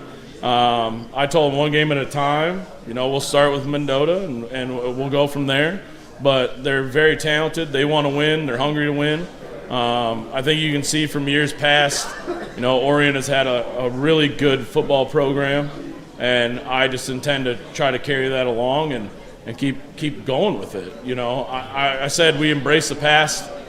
We have the changes that we have, but we embrace the past. We look to the future. It's a culture of winning there, and that's what we're going to do. Yeah. How has it taken you to get comfortable in the head coaching role? Kind of, I mean, it's different, right? I mean, you've been a coach. This kind of stuff you seem to be doing good with. It's different. Yeah. Well, good media training with Joey Dania. There you go. Yeah. No. You got to get used to the administrative things. So Okay. I've learned ordering random stuff. Answering random phone calls, all the stuff that isn't X's and O's. So I think for me and our staff, we're also kind of excited to just get to football. Yep. We have a team bonding thing later this evening, and then I think I'm pretty much done with all the other stuff. So we can just get to playing. Yep. But no, it's been great. Great support system. Everybody's been awesome. A lot of good coaches I've met, a lot of coaches I know that have helped me out. So. Yeah. Love it. Yep. Love it. Yeah. No, well, thank you so much for being here. You got it, man. Good luck. I guess before I let you go, have you looked through the Three Rivers? Have you been able to scout some teams? And I know it's a broken record. We talked about it with every coach. It's tough. There's really not an off week. There's some good coaches here. It's tough. I told our kids I was glad we were ranked last in the player poll or coaches poll. I was glad we were ranked second last in the media poll. I kind of wish we were last. Okay, I did not put you last. I know. I didn't even get somebody to vote. Somebody had to. I just told him, I said, I hope everybody thinks that way. Like, let them think that way. Yep. And then when we show up, you know, like you said, it's a tough conference, and we're going to make it even tougher. Yeah, so love it. I think it just got even worse for a lot of people. I love that. We're ready to go too. So I love it. You know, I love it's gonna be a grind. Awesome. Yeah. Well, good luck this season. Thanks, man. And you know, if things go well, if you prove us wrong, then we'll be calling you on Friday night. you'll be I calling. don't want this. You'll be Don't calling. don't this us stuff. I didn't get to vote. Why don't I get to vote on these Hi, things? Taylor put you in on it. You had to. Oh, but I didn't vote. I thought that was for You'd later. have put us one, right? I thought that was before the season. No, Yeah. I think he already put it out, man. I You'd have really put us didn't number vote. one, I think. I'm mad. Yeah. I I'm messed still that one looking up. forward to having you come out with Danya. Oh. You know, I'll outrun. Want me to hunt? We'll put I'll you- hunt him too. We'll put you through the I don't care. combine. Joey ain't tough. If people want to make fun of me, I might not All be the right, I'll let toughest him guy. know. No, I'll I let got him you, know. Joey Danya. I'll let him know. We got some pads for I you. love it. We got I a love couple it. of things for you. I love it. Yeah, we'd love to have you out. I'm in. All right, All right, thanks, brother. guys. Appreciate you. Appreciate you, man. All right, we'll take a quick break. Are we audibling again, or what are we doing? No, we're break gonna, time. we're gonna toss to a break, and I think we're gonna jump into the Lincoln Land Conference. Hey, you're watching the View from the West kickoff party right here at the other bar. We'll be right back. Hawkeye fans, football season is quickly approaching, and only one place can get you game day ready. The Black and Gold Shop is your official retailer of Iowa athletics. The largest selection of Hawkeye apparel, t-shirts, sweatshirts, hats, and more from top brands like Nike, Champion, and Under Armour. And your purchases directly help support Iowa athletics. So stop by one of their 3 great locations in the Quad Cities, Coralville, or West Des Moines. Or shop anytime at blackandgoldshop.com. The Black and Gold Shop, your official apparel provider of Iowa athletics.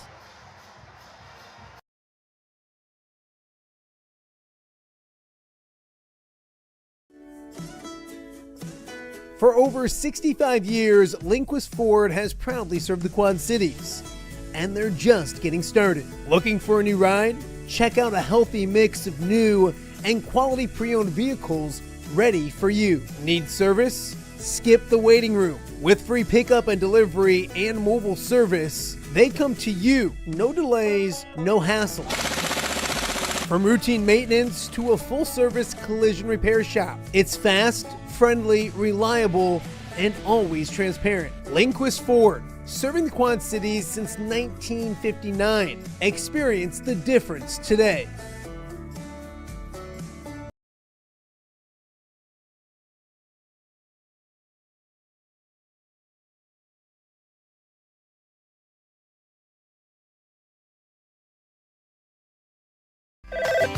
Hello, Crawford Company. You're not going to believe this. My air conditioning, plumbing, and electricity are all on the fritz at the same time. Well, lucky for you, we do all 3.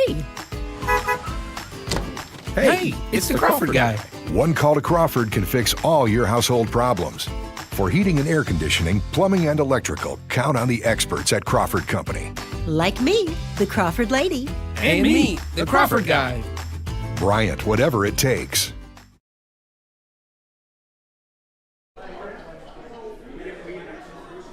Welcome back to the View from the West kickoff party live at the other bar in downtown Moline. We have Breedloves in the back. They have koozies. They have stickers. They have all kinds of cool merch. Abby's waving her hand. Go check out Abby and Kane. Buy a shirt. There's shirts right there. They're ready to roll. Our online merch store is also available. We will give away another hat maybe at the end of this segment. So we'll get a hat ready to roll. We'll give away another hat. But we're moving into the Lincoln Land Conference. And a first time here on the View from the West podcast, head coach of Monmouth United, Andrew Goodwin. Thanks for making the trip. Thanks for being here. And things are exciting out there in Monmouth. Yeah, I mean, I'm excited to be here, and I'm excited for the season. I mean, there's a lot coming back that we should be excited about, and our kids are ready for the opportunity presenting in front of themselves. So, yeah, it's a good time to be at United. Yeah, good. So take me back a year ago, your first year there.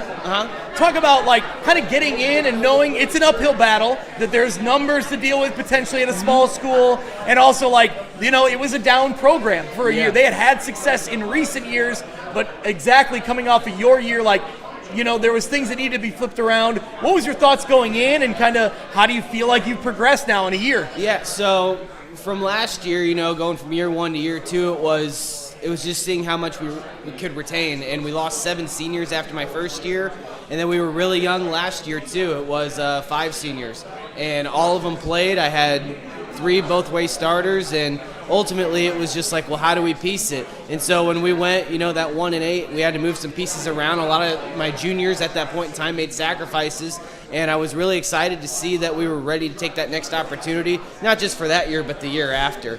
And when we finally got that opportunity to, you know, get everybody in this year, and I had the meeting with them right after the season, I said, hey, you've got a great opportunity, because there was only 5 people that walked out.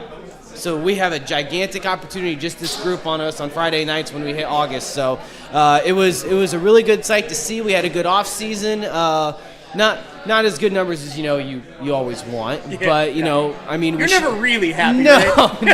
No. We all share the same kids. So you know, basketball, baseball, wrestling, track. So if they're going to do that, it's okay. You know, but we had kids in the weight room in the mornings, and it was awesome to see. Had an afternoon session. Had about 25, 30 kids total throughout, you know, January to May. Hit the summer, had 35 consistently. And then when I looked at the Google Classroom, how we communicate, I had 54 kids signed up. I was like, here we go. Nice. So numbers, I mean, going from 33 to 54 is just, it's really awesome. We got a big freshman group I'm excited about. We got a lot of returning starters, 6 two-year starters, and I've got a lot of young kids that are ready for the opportunity too. So it's going to be an exciting year for us. Yeah, you look at it, and we've talked about experience with other coaches. Yeah. And obviously, snaps are important, but success is important as well, and what you guys can see you building. What's that been like? And that adds to that hunger, to that want to play, that the numbers going up. What's the culture like right now for your program, because it seems to be pretty good right now? Yeah, I mean, our culture is brick by brick. I mean, we have it everywhere, you know, wristbands, shirts, all that. You know, we try and lay a foundation, and it's day by day. You know, it's been a process that I've been here, and at my last job, you know, they've made the playoffs 29 consecutive years, and that's not anything to where they've done anything different. We went day by day there, and that's how we're approaching it here. So, I mean, the kids have really bought into it, especially the senior group. They don't take anything for granted. They're excited about what is in front of them. I mean, just ultimate opportunities for them that we've talked about, what is in front of them. So I think it's a really good group that is built into that culture, and we're thriving on it to where I think this group has taken it better than the first 2 that I've had. Yeah. So specifically, tell us about some kids, some guys that we get to talk about on Friday nights. Yeah. During the week So as well. as an offensive guy, I'll talk that realm first. Yeah, there you go. Yeah. So our quarterback Kellen Boone is a 1.5 year returning starter. He threw for over 900 yards and rushed for over 400 last year. We had some significant plays to where the numbers could be better, but ultimately he's worked extremely hard. He's always in the weight room. He's always watching film. He's doing everything that he can to help the guys. So I mean, as a 1.5 year starter, we're excited for Kellen. Our running back Chance Stewart is a 500-yard kid last year, plagued by injury on a 1.5 games, but I think he's ready for the challenge too. Cohen Sperry has been a 2-year starter for me. He knows every position down to, you know, X receiver down to center. So, I mean, he's just a smart kid ready to go. And then another young kid I'm really excited about is Wyatt Bockelman. He stepped in last year after week 6, and we needed some guy after, you know, we were plagued by some injuries. And as a freshman, we threw him to the Wolves, and, you know, he played extremely well. And so he's learning all these new positions. We're going to ask a lot of him this year, but I mean, those kids play both ways too. So we're excited to see how they play on offense and defense, but those are the names I would look out for this year.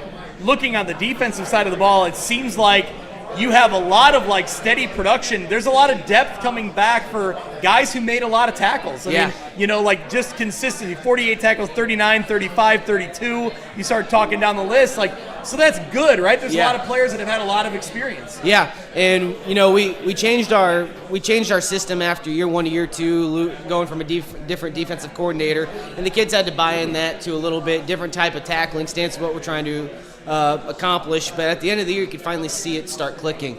And with these young kids coming back, I mean, a lot of them are really exciting players for us as well. Like Riker Trigo, we moved Cohen Sperry down to linebacker, and Riker's a great linebacker. He started for us 2 years. And Cohen's really fell into that place as well. Chance coming back on the outside really helps. And then on your list, you see Bob Kendall. Unfortunately, we won't have him until week 5 because he's at basic training. He doesn't get back till August 28th. Wow. Oh, my gosh. Yeah, so wow. And he's a heck of a lineman for us, too. So we got to battle through that. But Bob's, he's gained 20 pounds of muscle, so I'm excited to get no kidding. Good with the bad. Yeah. Good with the bad, right? I know, right? Yeah. So, we've got a lot of help on defense, too. A lot of those kids have played both ways for 2 years. And, bringing back 75-80% of your tackles is always a positive. Yeah. And we're really happy to see both secondary and linebacker position coming back. Defensive line we got to replace, but we've had a really good summer at the defensive line, just trying to replace them in different pieces and depth. So we're really happy. Cool. So you hated the fact they moved the schedule up because you lost one more year. Next year, the entire United team's going to be there. They're not going to start till week 4, but they're all going to come back like 50 pounds bigger and everything. We'll start 0-4 and go 5-0. There you go. Right? You set up in a good spot. Absolutely. Well, he was supposed to be back August 16th and play week 2, but then something happened, and he's at basic training? Basic training down in Georgia, yeah. Good for him. That's amazing. No, absolutely. Yeah, awesome. he's a kid that's going to thrive in the military. Yeah. We're really happy for Bob. That's awesome. We're just we would be happy if we had him back here for. You'll get him. You'll get there. No, absolutely. Big picture wise, what's the goals, expectations? Obviously, you like where you're headed. You want. I don't want to say you want to temper that excitement, but how do you make sure it doesn't get carried away and the kids know that they got to see it first and do the right things on the way to that path? Right. Well, when your guys' Lincoln Land preview came out, I got 8 kids in the weight room that day that were just like, Coach, did you hear? And I was like, now you got to do it, Yeah. So it's, there's expectations, but we just got to live up to it. And I told them, hey, it's a day-by-day, brick-by-brick mentality. Yeah. Our standard doesn't break away from the standard of what we try to set. So when we work towards those expectations, I think that they understand, like, hey, this isn't just given to us because it wasn't given to us for our first 2 years. I mean, we've taken some beatings. We've gotten close, but learning from those experiences, I think we're moving and trending in the right direction to where, again, it's a play-by-play, minute-by-minute, second-by-second mentality. And I've told them, let's not humble ourselves, with all these exciting things and everything like that. It's more along the lines of, hey, work each and every day, every play, every rep in practice, because it's going to get there. And, if they keep buying in the process that, the whole organization and program's trying to accomplish, I think we'll be on the right track. Big picture, week 10's always the goal. But week 10 can't start without week 1, battling, Bureau Valley and doing what we can. So, yeah. Before we let you go, talk about just kind of being in the United community and being able to coach on that field. There are some nights in the fall where that sunset out there with the corn in the background, it's beautiful. It is that is an amazing spot to watch high school football. Yeah. And it's a community that they've seen the highest of highs and they know what it can be. Yeah. How much fun is it for you as a head coach to kind of be there and kind of try to get this next group to that, to that level? Yeah. I mean, I've been pretty blessed in my early coaching career. At Normal Community where I was first, it's very traditionally based. Yeah. Over 700 wins in the program. You go out there, there's expectations and there's a standard. And my first game at United, it was at home, and I just stood in the corner of the end zone overlooking the corn and the sunset. Yeah. And I was like, man, you just feel the presence, Yep. And looking up at their board behind the scoreboard where 04 state champs, and then we go down and you see multiple not state qualifiers, but playoff qualifiers. It's like there's something there, and we're trying to get back to it. The kids really want it too, and the rich history that we have, the community's behind us. We get great crowds all the time. So, I mean, it's a fun environment to be a part of. Yeah. And when the sun drops and those lights come on, it's awesome. It is awesome. And then, I listened to some of the radio casts after that. You see all the tractors going during harvest and stuff. I mean, there's nothing like small school football with that. I mean, it's a special place, and we're trying to make it even more special this year. So I love it. That is a great place to go watch a football game on a Friday night. I love it. Absolutely. We'll have you anytime. Anytime. There you go. Yeah. All right. Well, thank you so much for being here, for representing the Lincoln Land Conference. We'll talk a little more Lincoln Land in a minute here, but no, I really appreciate you coming out. I think it's exciting with the numbers going up and just, some good small school football out there, and hope you guys do well. Good luck. Yep. Thank you. I appreciate it. All right.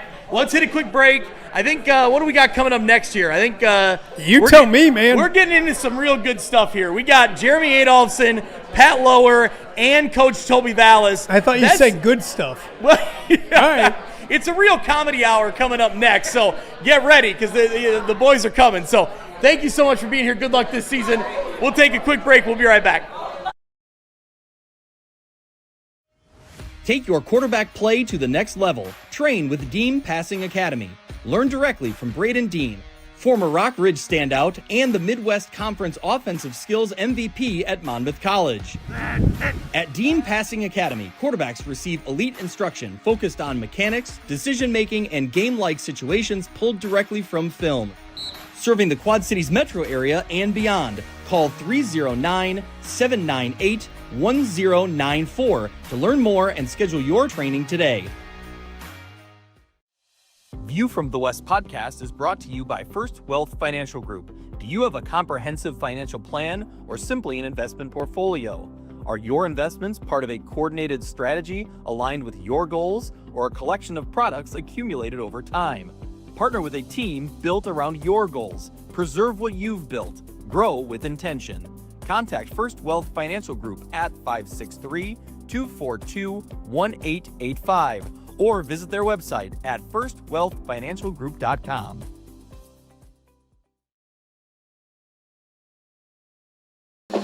This is Dan Pearson. Our Fellowship of Christian Athletes team is pleased to partner with View from the West with Greg and Mitch. Bringing sports and the gospel together is our game plan as we serve 23 counties in our Northwest Illinois multi-area.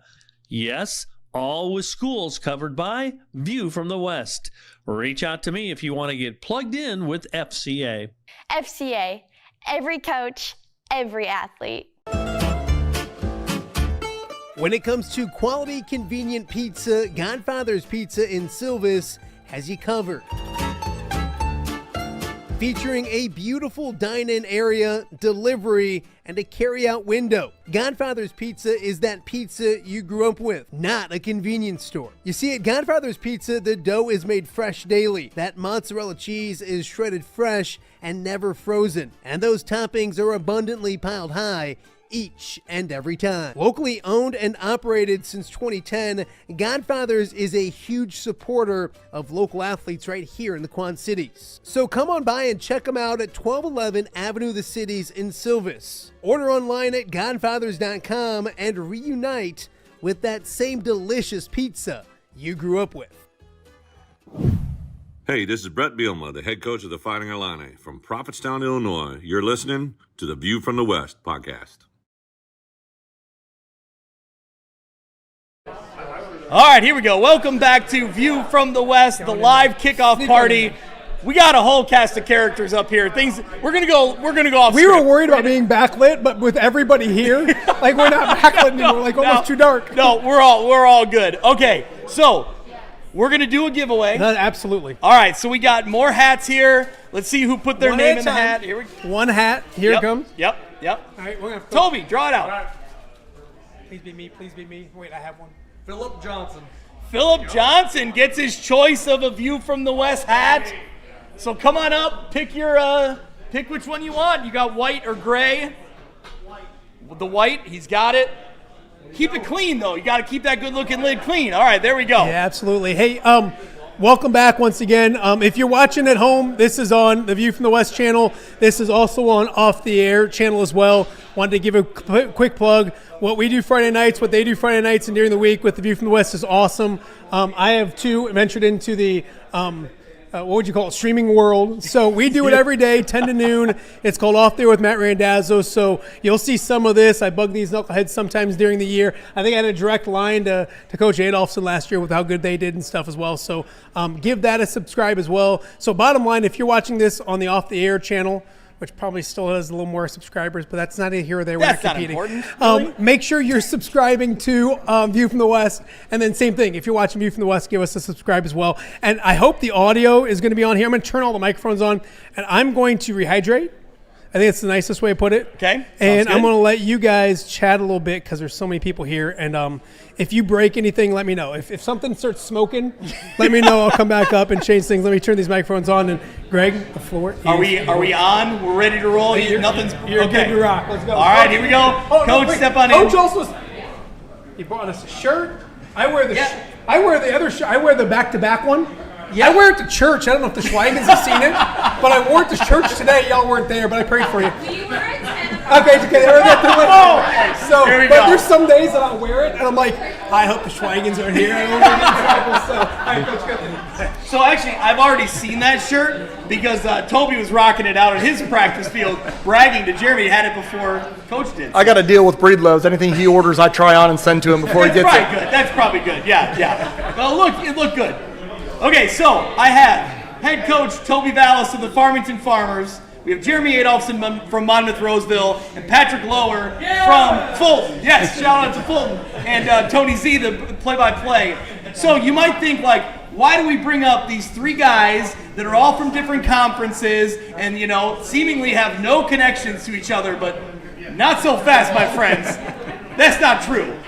So, we did a podcast a few years ago, and we were talking to Toby, and, we were kind of breaking down your, going back to your playing career and what got you into coaching and all the things, and we were talking about when you used to play Alito.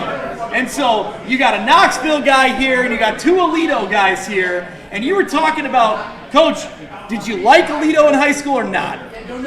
My memory's a little foggy. I think we were up 14-0 in the game when all this went down.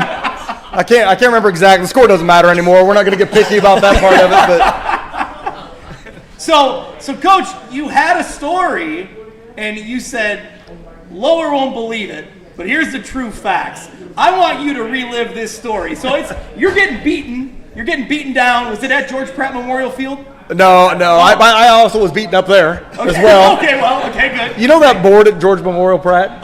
Yeah. If you count the victories over me as a player and as a coach, that board's pretty average. I mean, it's a pretty average board. So. Okay. No, we were in Knoxville. Unfortunately, they've torn that field down because of this, I think. Okay. But this is a true story. We were getting beat. I got to be careful because I know Coach's mom got awful mad at him about this, so I don't want to. I heard that. We'll get there. I heard that, so I'm going to be careful. But I think we were losing probably. Okay, we were down. Yes. Yeah. The clock was running, but my shoe came off. I ran some sort of god-awful play that we thought was going to work, and I got tackled. And I thought out of the corner of my eye it was Coach Lower. Thick head of hair then, but I thought it was Coach Lower. Yeah. And he threw, my shoe came off, and I went to get it from him. Whipped to the opposite sideline. The refs, amazingly, in the 90s, the refs were fine with that. They didn't care. Yeah. So I hopped over and got my shoe and got it back, but I never forgot that. And now, now I've learned that it may not have been Pat. It may have been Jeremy with the Do you remember the shoe being thrown? I did not at that time. And when I was listening to this, I was at, I believe the cell phone lot at O'Hare. And I'm sitting in there thinking, I don't even know who I was picking up, but I was by myself and I was listening to that and I'm like, I did not do that. Like, I'm like talking to myself like, I wasn't that kind of player. I'm not like that guy. Revisionist, of course. Yeah. And I'm just like, that's not me. And then in my head, I'm like, that sounds like the other inside linebacker, C.J. Tracy. Okay. And then you had Coach Adolphson on. Yes. So go ahead with that. So what do you remember about this? Oh, 100% it was C.J. Tracy. The movie The Program came out. So anybody who played high school or college football in the 90s would have seen The Program. It was like the greatest movie of all time. Unrealistic as could be. But the amount of trash talk and things people said, like that was always in your brain going into that week. So everybody's a little more amped up. And we were going to win by a lot. So we were like thinking about things that we were going to say. It was a game at the beginning. And C.J. Tracy, I didn't see him throw the shoe, but he was very proud of doing it when he came off the field, on the bus on the way home, and probably for multiple weeks afterwards. So I think our group text at some point, I said, it wasn't Patrick, for sure. It was Did you CJ high-five Tracy. him? Did you high-five him about the shoe, though? The next time I see him, I will. I'm sure. So there we go. That's like maybe one of my favorite stories that evolved every episode we had, because I think all three of you, and honestly, like, so I had you on, and then I think I had you on, and then I didn't even realize that you were connected to this story as well, and it happened in like back-to-back weeks, and I'm just like along for the ride every episode. Like, it's amazing. So I love it. So, all right, well, Toby, we'll start with you. We'll give you the props here. Okay. We'll start with you. Farmington, you had a great year last year. You graduate some, but you got some pieces back, like a lot of teams. But what do you like about this year's squad? And tell me what kind of has been going on out there. I mean, not a lot of starters back, but and we're going to be young. And, obviously in 24 we graduated a ton of kids, but we knew we had a really great junior class waiting for their turn to be seniors.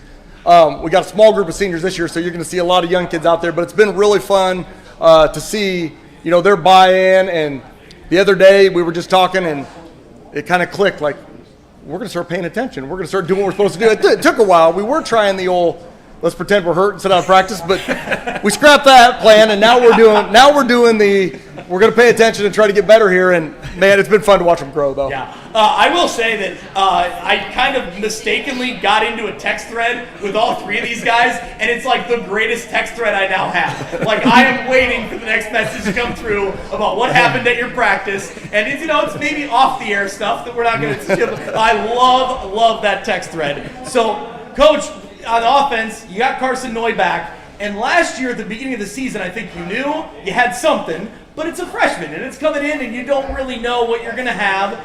Talk about him, but then also Brewer at running back as well, Braden Brewer being back as well. Like, those are really strong pieces to come back. Sure. Carson Noy's probably worked as hard as you can for a quarterback. I mean, he's all football. He's got big aspirations, and he's put his time in, and we've seen a lot of growth. The scary part, against Aurora Christian, he had a run, and he kind of was veering out of bounds, and a kid led up on him. Well, he thinks he ran the kid over, but he didn't.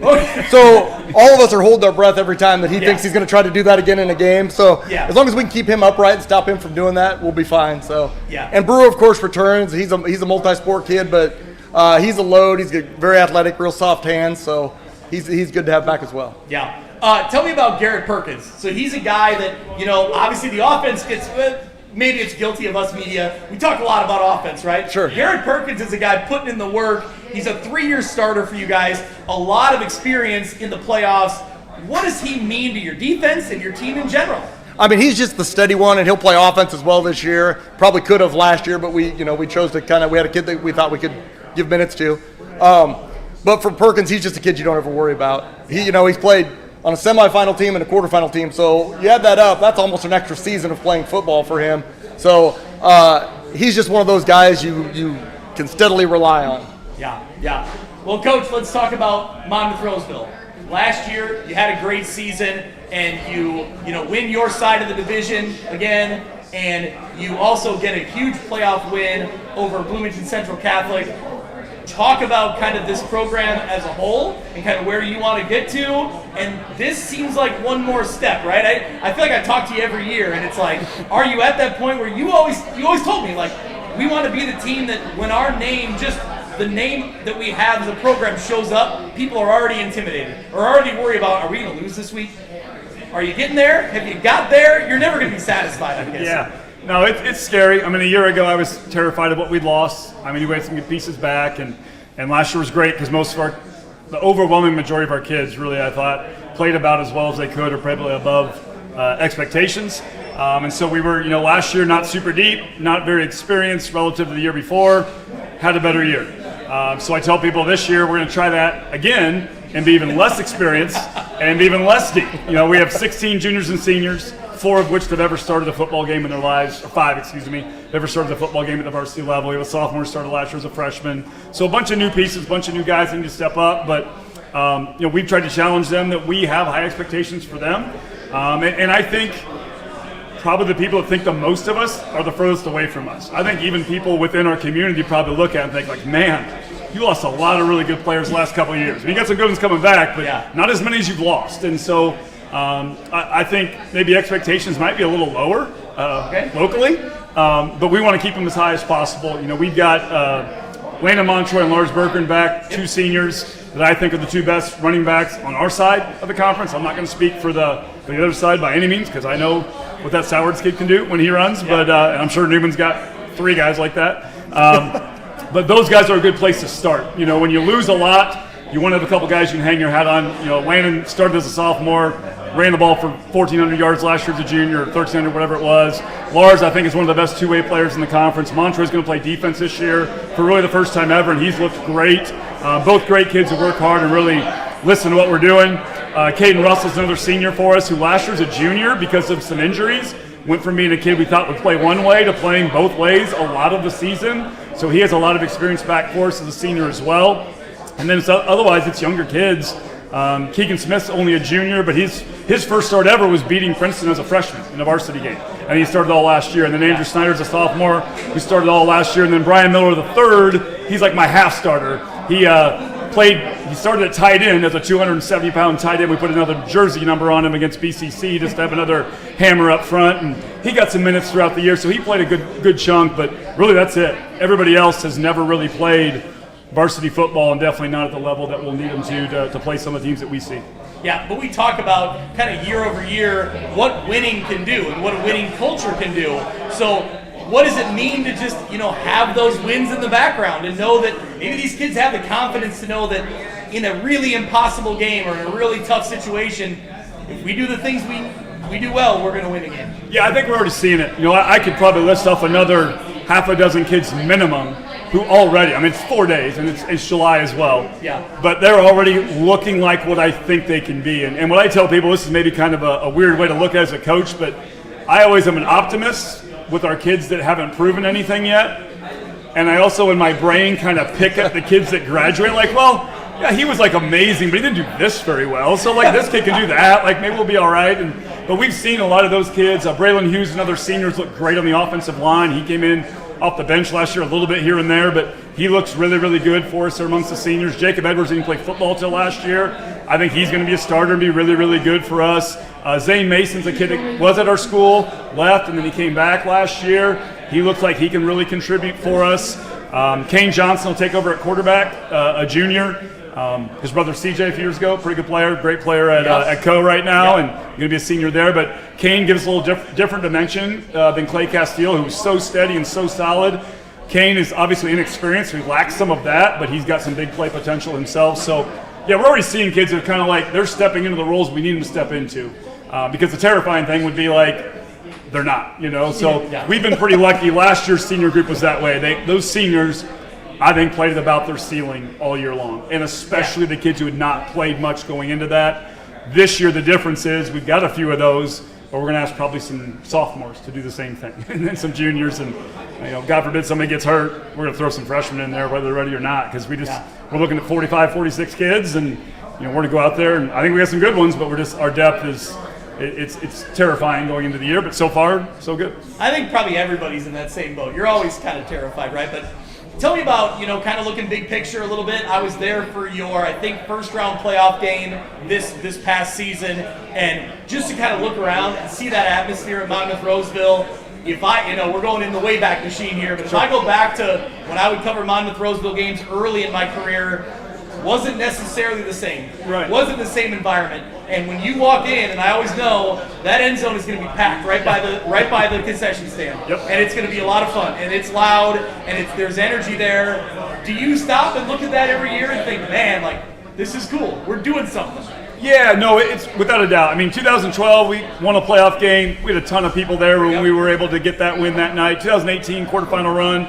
That was great, but it took until 21, post-COVID essentially, to get on a run of making the playoffs every year and kind of elevating ourselves as being a little more consistent. The support's always been great.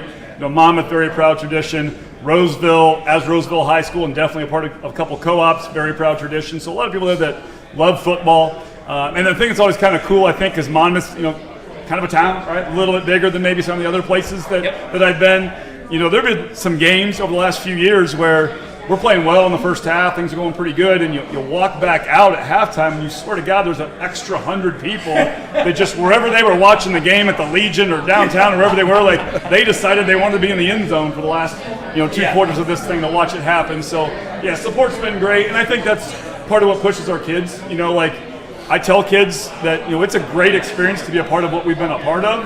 And even a kid who's not sure about football, like just come with us, man. Get the free food, get the free gear, get on the sideline while these guys are doing great things, and maybe that can be you someday. And now we've been doing it, you know, 5 years going on 6, where now we're starting to get some of those kids that were, you know, a 7th grader when we got back in the playoffs. You know, now they're getting their chance to senior, and so that's really cool. And you know, sure hope that can continue at least until I'm done, which is coming up at some point here, and then well beyond that, because it is a lot of fun, and football's different. It starts off the whole year. You get a positive football season, you usually have a pretty positive school year, and get kids involved in something's going on. And it's the band and the cheerleaders and all the other kids that show up and support us as well.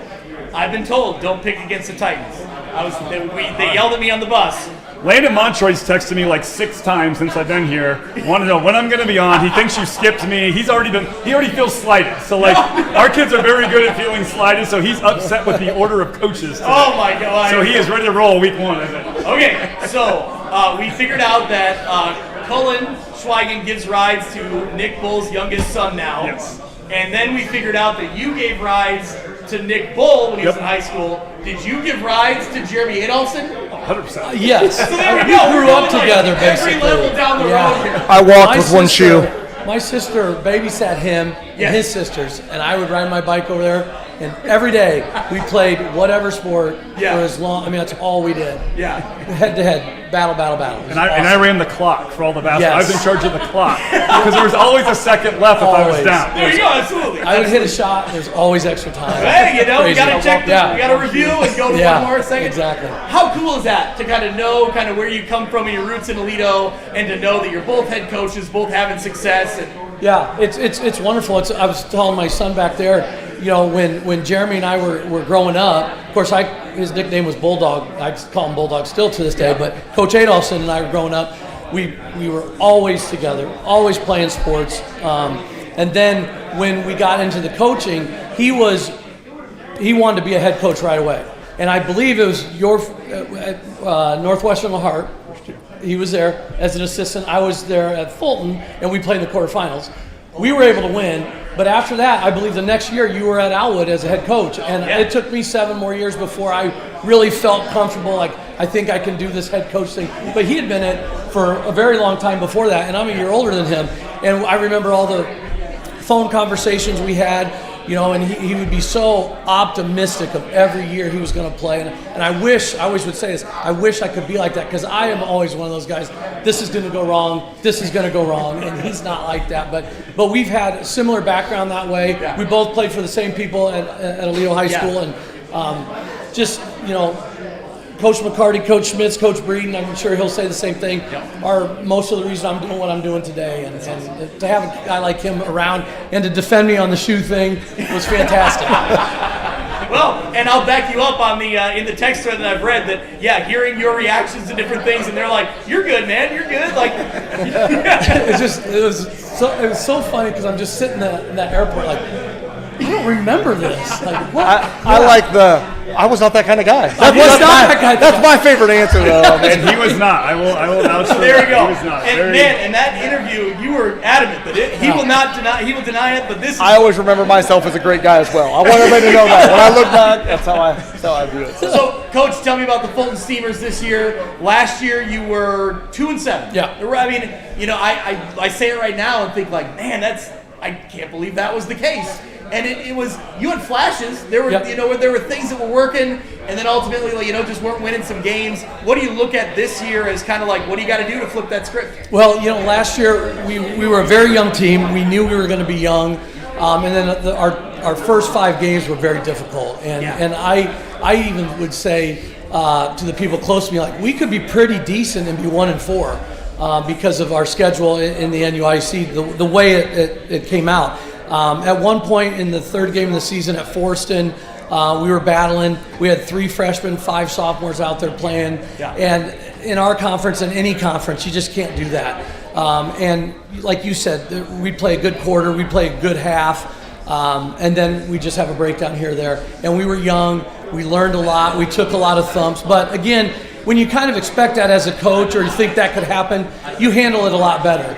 And I thought our kids did, and I was very upfront with our kids about this is going to be a learning year. And I was hoping, that Forestry game was a big game for us. If we could have got that one, maybe the end of the season record would have been a little different. But we were young. We knew we were going to be young. We were playing a new defense, and we had some kinks in that. But, so far this year, we're all a year older. We're still, fairly young as age-wise, but we've got a lot of experience coming back, and things have gone well so far.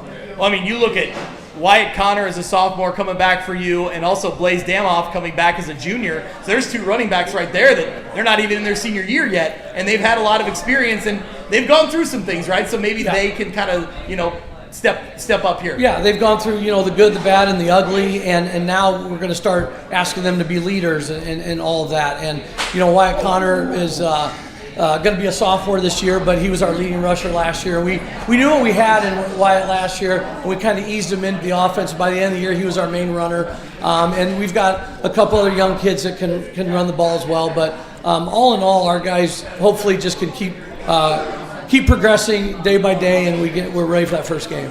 Yeah. We've talked a little bit about the new playoff structure.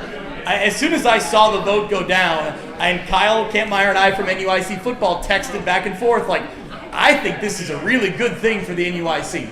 Yeah, I agree. Explain. I mean, talk what your thoughts are. I think so too. I'm probably in the minority, but I don't have an issue with it. I think every year there's teams out there that maybe just don't have enough points, or maybe they're one loss short. I know going back in all the years that I've been the head coach, there's probably 3 or 4 teams that we've had that were either 4 and 5. One year we were 5 and 4 and didn't have enough points to get in. And I always thought that we were probably better than 25 of the other 1A school, of the 32 1A schools, not the top ones, but we could have won a game or two. And so I think this is going to help a very tough conference like our conference. And I think you're going to see some 3 and 6, 4 and 5s get in there and win a couple games, and that can compete. Your teams at the top are always going to be there. You're 8-1, 9-0s, but I think it's an okay thing, and I hope we give it a couple years and instead of just changing it after this first year. But we'll see. Who knows? Yeah. No, I think that there's something to be said about this new structure, and there's a lot of negatives to it and potential negatives. But you have the chance to maybe get the best 32 in that, what it would now be the second round, or kind of that first round after the play-in. I guess, Jeremy, I'll ask you, what are your thoughts on it, and do you feel like there is the opportunity to where, some teams that can get in there at 3 and 6 and win a game that maybe they wouldn't have even had the chance to do it before? Yeah, I think so. I think the best 32 is kind of the way I looked at it. You're going to eliminate the teams that potentially scheduled their way in the playoffs, or maybe just a horrific injury cost you 3 weeks. Yeah. And you're 4 and 5, and you probably would have been 6 and 3 or 7 and 2, and now you're out. For us in 2023, I guess it would have been, we had to win the last 2 games of the year against Orion and Sherrard, and we weren't definitive favorites in either one of those, just to make the playoffs to get in 3 years in a row. Yep. We did that, and then we beat North Boone in an upset the first round. Yeah. And in my brain, I just think about what if we just slipped up and went 4 and 5? We don't beat North Boone. I'm not sure 24-25 happens the way it happens. We're still going to be fine. Yeah. But we're not winning 8 games in the regular season. We're not going to the quarterfinals probably, because you need that little taste of there's something bigger. Winning that playoff game was massive. We got drilled in the second round, but just getting to that point, if one game goes the wrong way, and it easily could have that year, maybe we miss out on all these cool things that have happened since then. So I look at giving those teams an opportunity. And my thing is, if the 4 and 5 and 3 and 6 teams don't deserve it, then they'll all lose. Yeah. But there's no way that's happening. They're winning. I think I already set the over and under 5.5 and 1 through 3A. 6 teams plus will win that shouldn't get in the playoffs first round. There you go. So over the past couple of years, you guys would have had a bye week. You would have earned a bye week. Do you like that thought, or have you thought about it? Oh, I hate the thought. To me, we'll go back to the only thing I have in common with the NUIC is Manny's Pizza. So that's all I really got. But if I go back to it and think about it, like last year we drew Eastland Pearl City. Yeah. Great team. That would not have been good for us to take a week off while they tuned up on somebody. That's just a great And best 32 teams, but different situations too. I don't ever think, because unfortunately we've had teams that have forfeited before, and we've really struggled that next week to really get things going. So I mean, a bye week to go home and give your 16, 14-year-old kids a week off, see what happens the next week. You can see if you get their best work. So I don't like that part of it. I like the idea of the best 32 teams getting in there. I think there are other ways to do that, but we voted like usual. I lost, so so whatever. We're still gonna play. So well, you're losing votes, but you're winning football games over here. So they take the trade-off. But no, I think it'll be interesting to see how it plays out. This first year, and I think like you guys would agree. I think we've talked to a lot of coaches that we'll see at the end of the year kind of how the shortened summer was, and kind of the weird dead week being earlier, and the short. I think we'll figure it out at the end of the year, and then I don't know. I'm interested to see where the IHSA vote lands, and if there is a new vote. But we'll see how it plays out. In the end of it all, I don't think it's going to come down to any of that. It's all going to come down to the draw, like it always does. Sure. That's true too, and it that's always what we comes talked down about to the earlier draw. in this episode with other coaches, that the draw is the draw, almost regardless of the playoff structure. So I mean, you're sitting here telling me I had a great year last year. If us and Seneca switch draws, we'd probably switch seasons, right? I mean, it's all about the draw. So. All right, well, I'm going to bring Dazzo back up here. One of you guys tackle him. Throw his shoe back of the bar. That's what we do here. So, Have you checked? I've never seen a Matt Randazzo sweatshirt. The MR? That is sweet! Never go against him. And now he's got a sweatshirt made in my honor. That's awesome. That's good. Yeah, no. Good stuff. All right, thanks a lot. We appreciate it. Thank you. This is fun. Thank you guys so much. All right, what do we? I gotta check the rundown here. What do we got coming up? We have Jason Kirby from 8-Man Football West Central, and we'll bring up Kyle Kampmeyer as well to get his thoughts overall on 8-Man football. And I will say this real fast: there is Snoop's chips and salsa and some pizza left. Make sure if you've been here for 3 hours already and you want some more pizza, go do that as well. Godfathers and Snoop's, thank you to them once again. Okay, do we do another giveaway? We got another hat. To give away, and. Shim, can you bring up the box over here? Okay, so we're going to do the hat giveaway, and then we have one more really fun giveaway. We'll get to that in a second. Let's draw one more hat here. All right, grab that. I'm looking. Are we taking a break in between all this? We'll take a break in a minute, yeah. All right. Has everybody put their name in the hat? I want to make sure that everybody gets a shot here. All right, draw it out, Dazzo. Let's see who wins. I got to do that? Oh, no, Shim can do it. Yeah, there you go. Shim can do it. Who we got? Larry Randazzo. Is Larry, did he already leave? Repick. All right, he doesn't earn it. He left. For a different reason that Greg knows what I'm talking about right now. We'll leave it at that. Larry would tattle on me a lot when we were little. Matt Shuckman. There we go. We'll get that to Shuck. Shuck can we'll get it. We'll figure out a way to get that. We'll get that one to Shuck. Does he might have a hat. He did. He already got not one of these, but he got a hat. And he can maybe give it to our friend Chris Dewar. There you go. That sounds good. So there you go. All right. So when we'll come back, we'll do Jason Kirby and we'll talk to Kyle Kampmeyer. Here's the fun giveaway. We have 2 more giveaways left.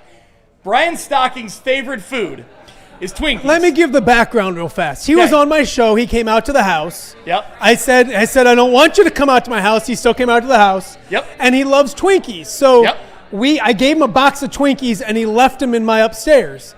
That's the thanks I get. So what we did is not only is that a box of Twinkies, but it's signed by Brian Stocking. It's an autographed box of Twinkies from Brian Stocking. It's the gift, and you could win it. It could be yours tonight. All right. You're watching the View from the West kickoff party here at the other bar. We'll be back right after this. All right, be honest. Are you craving Hungry Hobo again? You know, that fresh sliced meat piled high on those amazing sandwiches, hot off the grill chicken and steak with all those delicious toppings, the biggest and best selection of baked potatoes, or simply some waffle fries dipped in cheese. Well, now that Quad City favorite is even easier to get. Download the Hungry Hobo app today. Order ahead, skip the line, and earn rewards all at the same time. There's Double Points Monday and exclusive specials as well. With 12 locations in the Quad City area, it's Hungry Hobo. Now even easier to find, but still hard to resist. Rafferty Funeral Home, dedicated to serving families in the Quad Cities since 2007. Hi, welcome. Yeah, come on in. An experienced staff plans each service to reflect the unique life and legacy of your loved one. Rafferty Funeral Home is proud to serve our community with dignity, respect, and compassion, helping you to celebrate your traditions and lasting memories no matter your faith, culture, or budget. Rafferty Funeral Home in Moline. Call today to discuss prearrangements.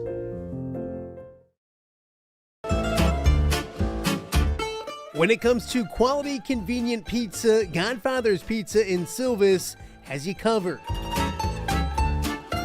Featuring a beautiful dine-in area, delivery, and a carry-out window. Godfather's Pizza is that pizza you grew up with, not a convenience store. You see, at Godfather's Pizza, the dough is made fresh daily. That mozzarella cheese is shredded fresh and never frozen. And those toppings are abundantly piled high each and every time. Locally owned and operated since 2010, Godfather's is a huge supporter of local athletes right here in the Quad Cities. So come on by and check them out at 1211 Avenue of the Cities in Silvis. Order online at godfathers.com and reunite with that same delicious pizza you grew up with. The Godfather's Pizza, you see that commercial, fantastic stuff. Thank you again to Andy Furman for bringing the Godfather's. A little bit left over in the corner, dessert pizza. If you're watching your figure, probably not. But if you're not, like me, go ahead and hammer it as well. So we talked about we got to give away the Brian Stocking Twinkies. Of course, we're giving those away. But we have the giveaway for the Kickoff party shirts. So last year Fulton won them. If your name gets drawn and the team that you represent gets drawn, we will, courtesy of Abby at Breedlove's, we will send full team t-shirts to your players, your coaches, to commemorate the party here. So we love that. Thank you so much to Breedlove's for doing that. You can buy this shirt right now. I've told it a million times. Get out there and buy that shirt. So love it. Thank you so much, Abby. All right, let's talk some Northwest Upstate Illini, but also talk some 8-man football. We got Jason Kirby here. Kurt, thanks so much for making the trip. Appreciate it. Great to have you here. Thank you. I was thinking as you guys were talking not long ago when you had Jeremy and Toby and Fulton up here, this is 20 years in the making. I remember Wild Man Dan Burrich. And I'm like, man, it would be super cool to have a preseason show with all of the Quad City coaches in one deal. It took 20 years for something like that to happen, but this is amazing. And the love of football in the Quad Cities and the Quad City area and the northwest part of the state is unmatched. And to have something like this go on is truly special. No, it's cool you say that. Dan Pearson was here a little bit ago, and we need to give Dan one of my mentors big time as well. Goodness, yes. So we were raised correctly, I think. With Dan Pearson, yes. Yeah, exactly. So. Well, Coach, let's start with you in the West Central Heat and talk. How many years have you been there now? This will be my 11th year there. 11th year? Man, time flies. I did not. It does. Well, talk about kind of what you've built there. And over the years, it's been fairly consistent. It's been up and down. Last year was 7-2, I believe, regular season. So talk about kind of where you're at heading into this season. We have a number of kids returning from last year's team. Our whole backfield is back with our quarterback, Colton Spence, fullback Graham Kelly, and our tailback Aiden Garner. I think we returned 7 guys on offense. We were really young last year. So I think that we're going to do some good things offensively. We returned 6 on defense. Those guys are really excited. I think that our kids are excited, but I think that along the lines of what Jeremy was talking about a little while ago, I think that's been building, in the 10 years that we've been there, that I think that football's become an important thing at West Central.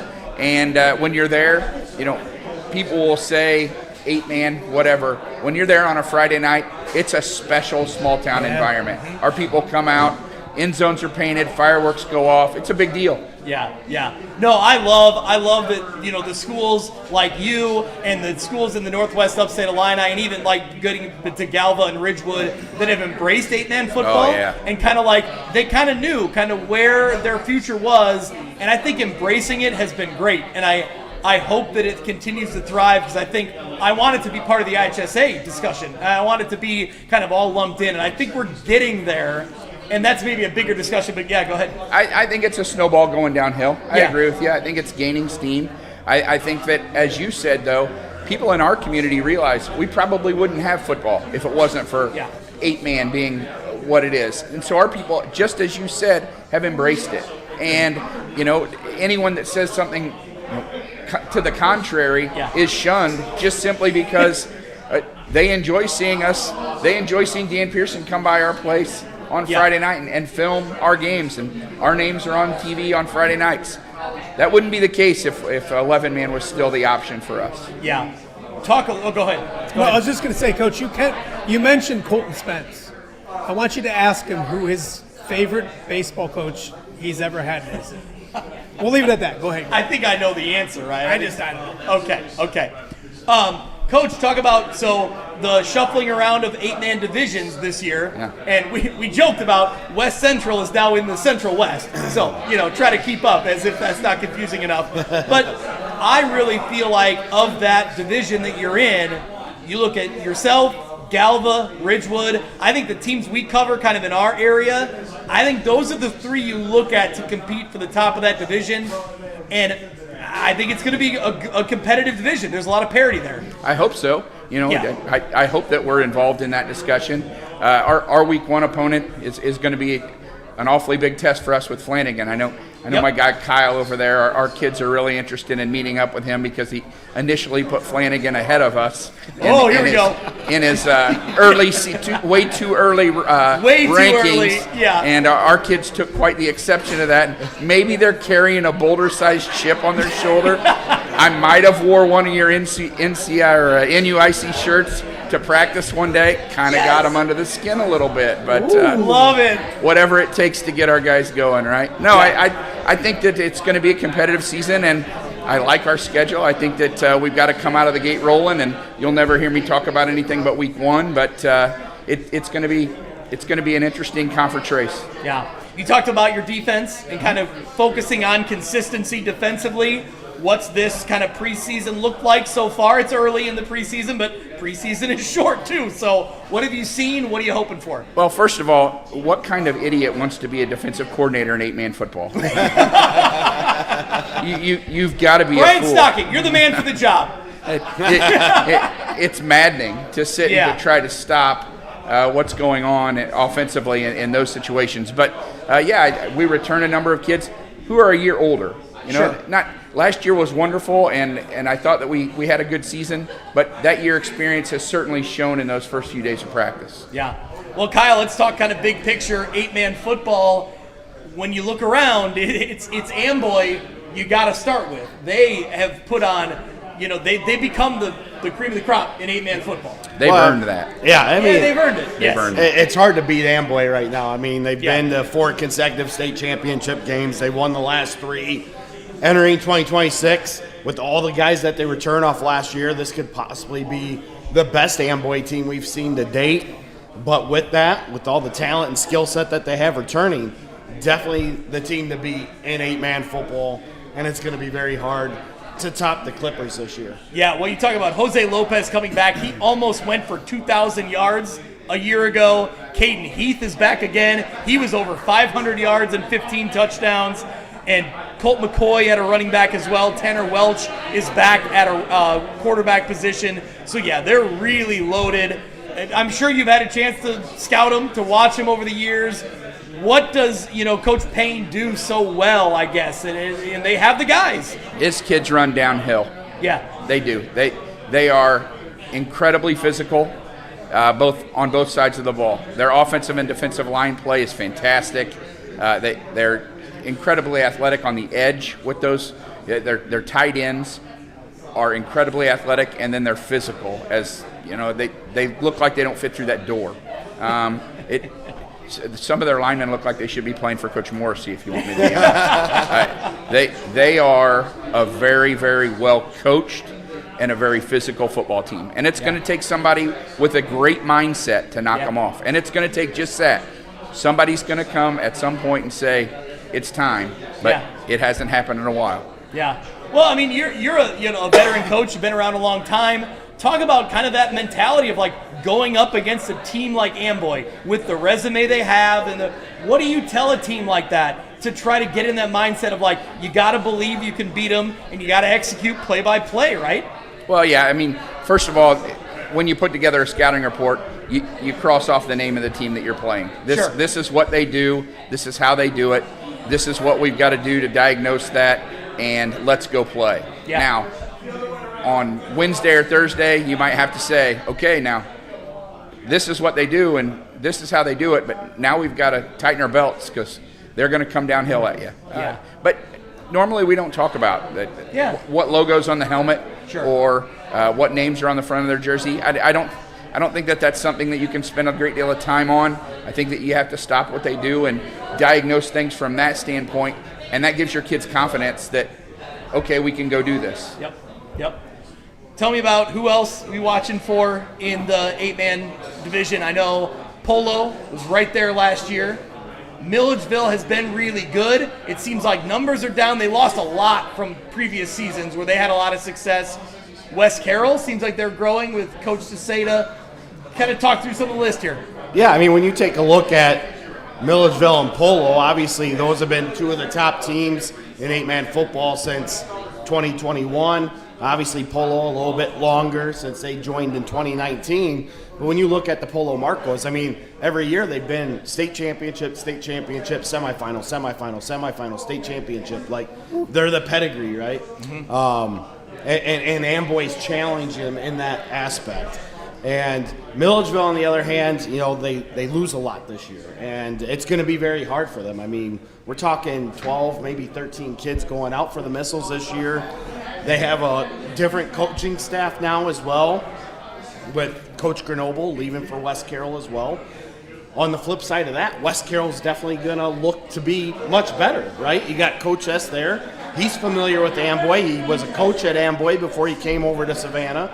And then on top of that, you throw in Brad Grenoble as their offensive coordinator with the guys that they have coming back with like Cohen Good, Aiden Buchholz. They're going to have a sophomore QB this year that we got to see a little bit last year, and Brody Smith, who can really throw the ball and expand the field. It's going to come down to, can they get Bucky to be able to run the ball?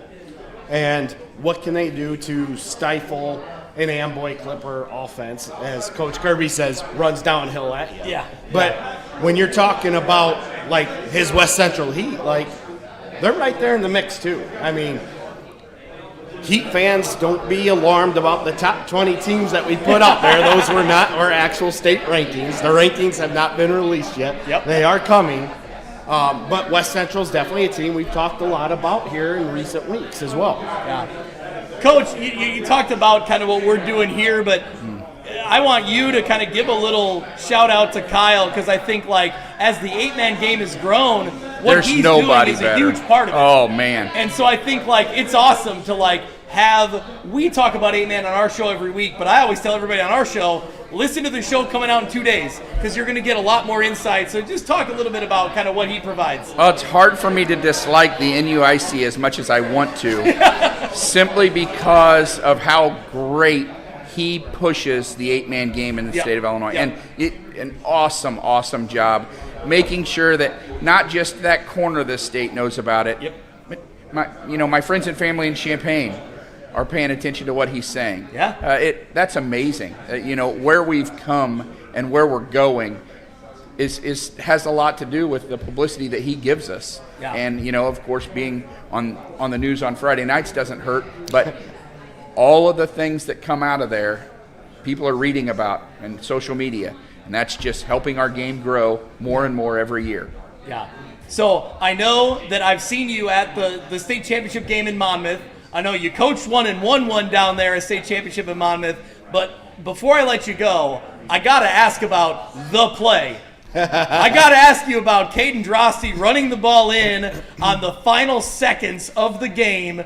Take me through. I mean, I've heard the story a little bit through Kyle. I've heard you talk about it, but take me through what was, as the drive was building and you knew time's running out and you got Caden Drosty, who would put up such numbers and was such an athlete. Take me through it. I'll stop talking. You go. Well, first of all, Coach Unruh is standing right next to me. Okay. And he has a statement that he'll say to me in the headset: best player, best play. Best player, best play. Always. Whether it was we were playing against each other when I was at, with Sam at Rock Ridge, or at when I've been other places have to play against. No, you're coaching against Jeremy a lot. I know best that. Player, best play. Well, it's funny because I got a text from Jeremy. One of the first texts that I read when I finally got on the bus after that, all it said was, "Wow, that took guts."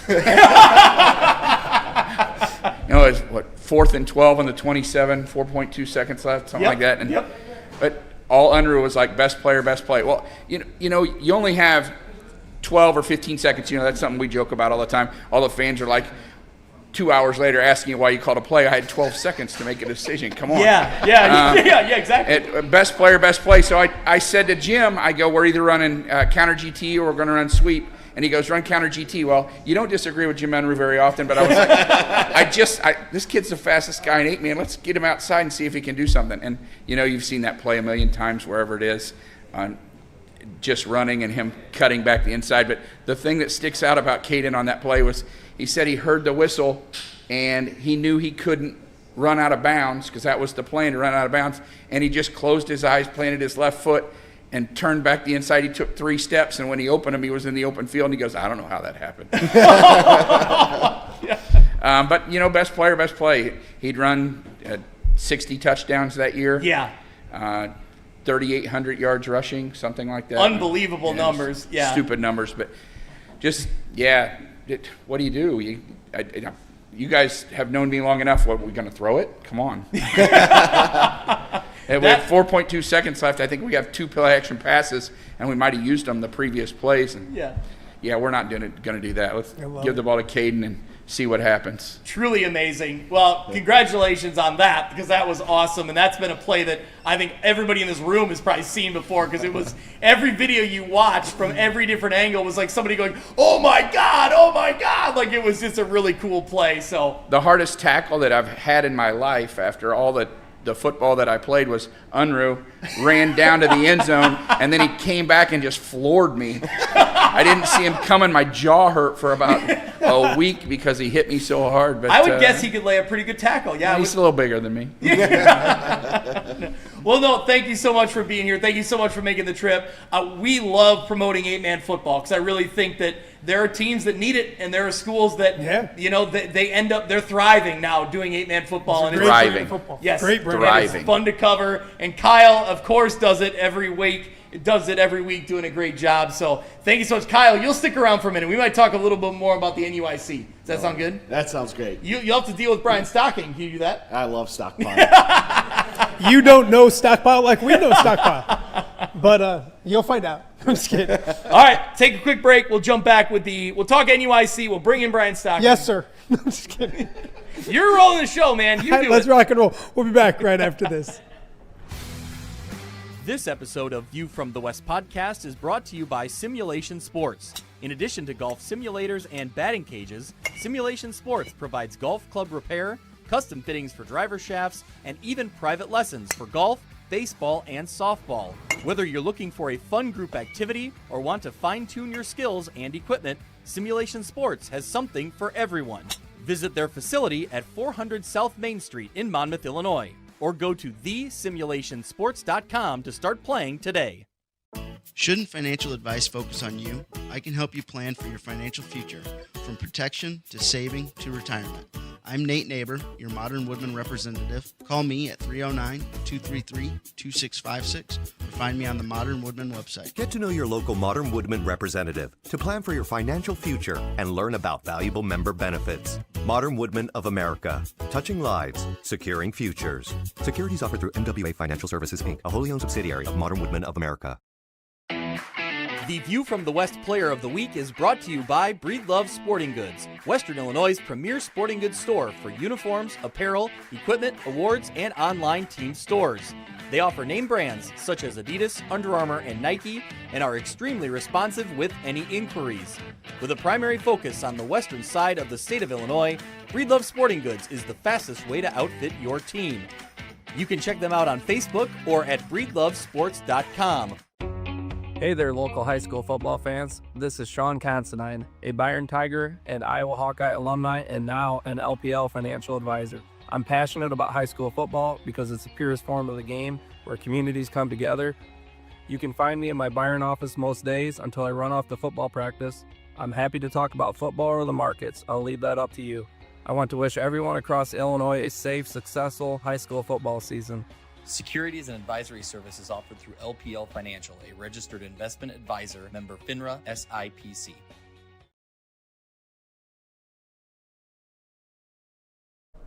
Welcome back to the View from the West Kickoff Party live. Brian Stocking, give us the good. We are looking live. You are looking live at There- the Outer Bar in Moline, Illinois. There, I love it. Brian Stocking, you are a gem. I try. Welcome to the show, Well, my friend. Thank you. They gave me some free merch, so Look I'm wearing at the merch. Of you know. course, rocking the Hey, Breed Loves gear. Thanks, Abby. Yeah, they hooked me up. So Abby, this Yes? is the first new shirt this is the first time I've seen him wear a shirt on air that isn't 35 years old. So you have changed the face of sports just by one little sip. But also, you don't wear T-shirts very often, so of course you have a T-shirt with the collar tucked over it, because that's what you do. Well, I was going to wish you a happy birthday. Happy birthday. Yes, Dan. we have not done that yet. But here's the thing.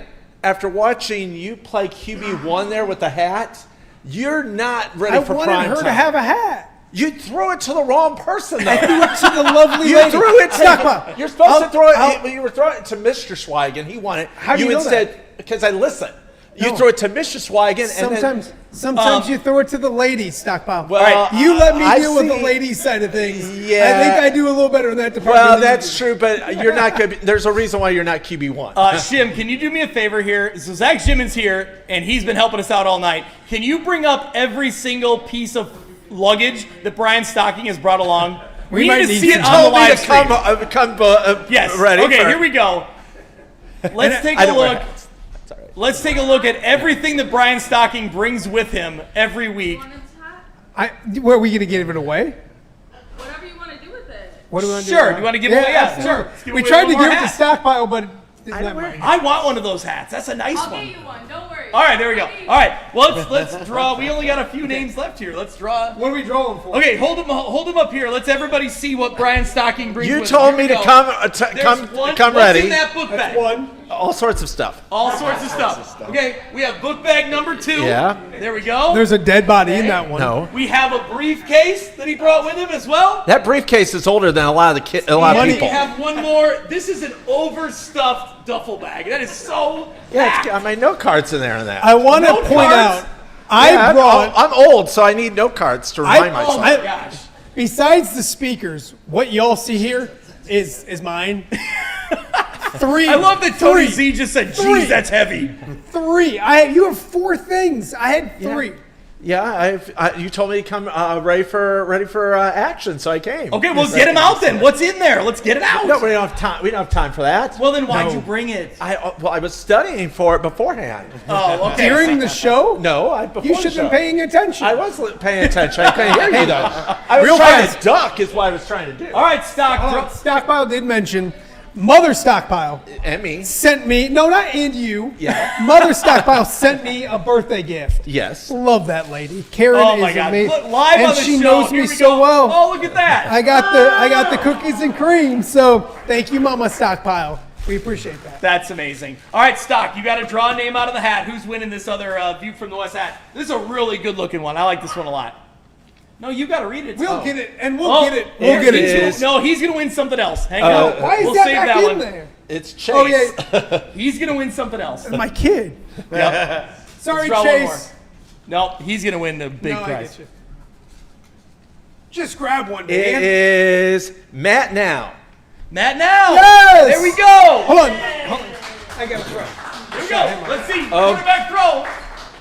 Oh, there we go. It was He's good. dropping. You could start for Arizona. You know, So I saw Arizona practicing. You could play for the Cardinals. So, Matt, now, how far is your drive? About 3 hours. 3 hours. Heck Give the yeah. guy credit. It's amazing. Thank you so much. That's amazing. 3 hours is a drunk pass. There- 3 hours and a dropped pass. So. Sorry, nobody saw it. I saw you catch it. It's like, I mean. You're lucky we didn't punch up the other camera. We just saw the whole thing. Yeah. So, all right. So we have another giveaway. Yes, this is going to be the big one. The team T-shirts. We're going to give that one away. So we'll do that at the very end. That's going to be the last thing. All right. So the big thing is, though, so it was already drawn. The signed, okay, I need everyone to know, this is like the cherished piece here. And Matt Randazzo's son showed up, and he's asking, like, can I put in money? Can I get my name in there? I want to start the auction at $5. And he had his own money. And I'm like, that's good enough. You win. So this is going to go to Chase. So we're going to let him bring it home. Yep. And he's been eyeing these. He'll come up at night when I'm working. He'll be like, Dad, what are those Twinkies doing? I'm like, we're not going to eat the Twinkies. So he did donate $5. I don't know what we're going to do with the $5. But I'm taking it from him. He's got to learn a life lesson. We can spend it here. We can, Yeah, there we go. Yeah. I love it. So that's what happens when you get 51. You forget things. Yeah. So Brian obviously Stocking. you didn't forget any of the bags you brought today. No. Not. Okay, so Brian Stocking and all those bags of knowledge. Yes. This is year number 30 for you. Yes. Covering high school football in the area. 30 years, yeah. I'm old. Tell the people what you love about every Friday night. The excitement, the fact that you really don't know what you're going to see when you go out when a football game or basketball game start, because it's a brand new thing, and they're high school kids, so you really don't know. Sometimes they're going to do stuff and you're going, oh my God, and then there's stuff like where you're going, I've never seen a play like that before. So I mean, just the excitement and the interest and how big it is in the communities. I mean, you have communities that will turn out for a team that's maybe 1-7. They're still going to fill out the gym, or they're going to fill out the field for that game. So a lot of community support in our area for high school football and high school athletics. I love it. I'm putting you right on the spot here. Okay. Friday nights come like 10:30, 10:45-ish. I'm getting you in the Instant Reacts pod. Well, we gotta wait. We don't know what time we're gonna be on air. With WQAD, I'm on. That's where I'm usually getting ready. But I'm thinking 10:45. You're already gonna be off the air. No, if we go to 11, I'm usually on right at 11. Oh, so okay, I'm the last segment. Never heard of it. You never heard of it. You've never heard of the score. Okay. I'm kidding. I kid. All right. Well, you joined us most of the year last year. Yes. So, all right. Let's keep it in mind. Okay. Be ready. I'll be ready. You'll have the link. You'll be ready to go. Make sure I get it. Save it. Put it in one of your briefcases. You'll have the link ready to go. I know we want to talk about NUIC. Yes. But you've listened to all this. Yeah. Give me a team too. Oh, but this is dangerous. That could possibly. And don't be negative. I'm not. Don't go. No one's gonna ever win a state championship. I know. In the area, not just people here. What teams do you have your eye on the most this year? Well, the teams that I think they're going to win their division, win the Western Big Six, I think is Moline. I think Moline has a chance to have a very good year. They have a very rough start to their schedule. They play Rochester and at Sycamore. But if they can win at least one of those games, I think they will run the table in the Western Big Six.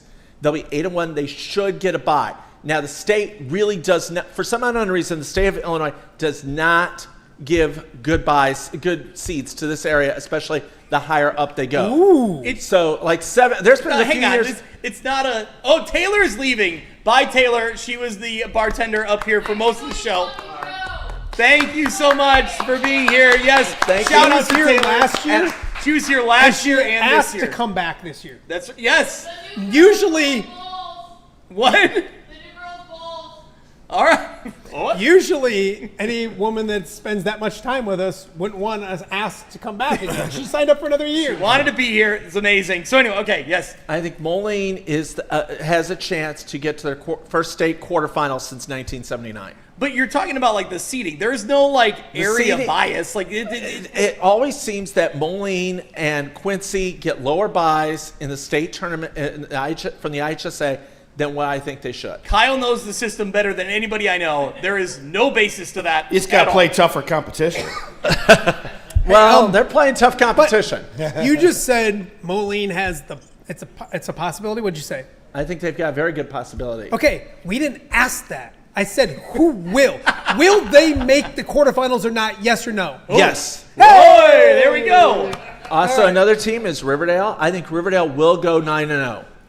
9-0. Yes. You heard it here first. They will folks. go 9. I think Guy Derrick's at home just went. Whoa. Riverdale plays Princeton to start off the season. Yes. Week 4, I believe they play Rock Ridge. Now, I wish the Rock Ridge under Sam Sam Graves, Rock Ridge has lost one in his second term. They've lost one road game. That was last year. Riverdale is 7-1 their last 8. That will be their toughest game.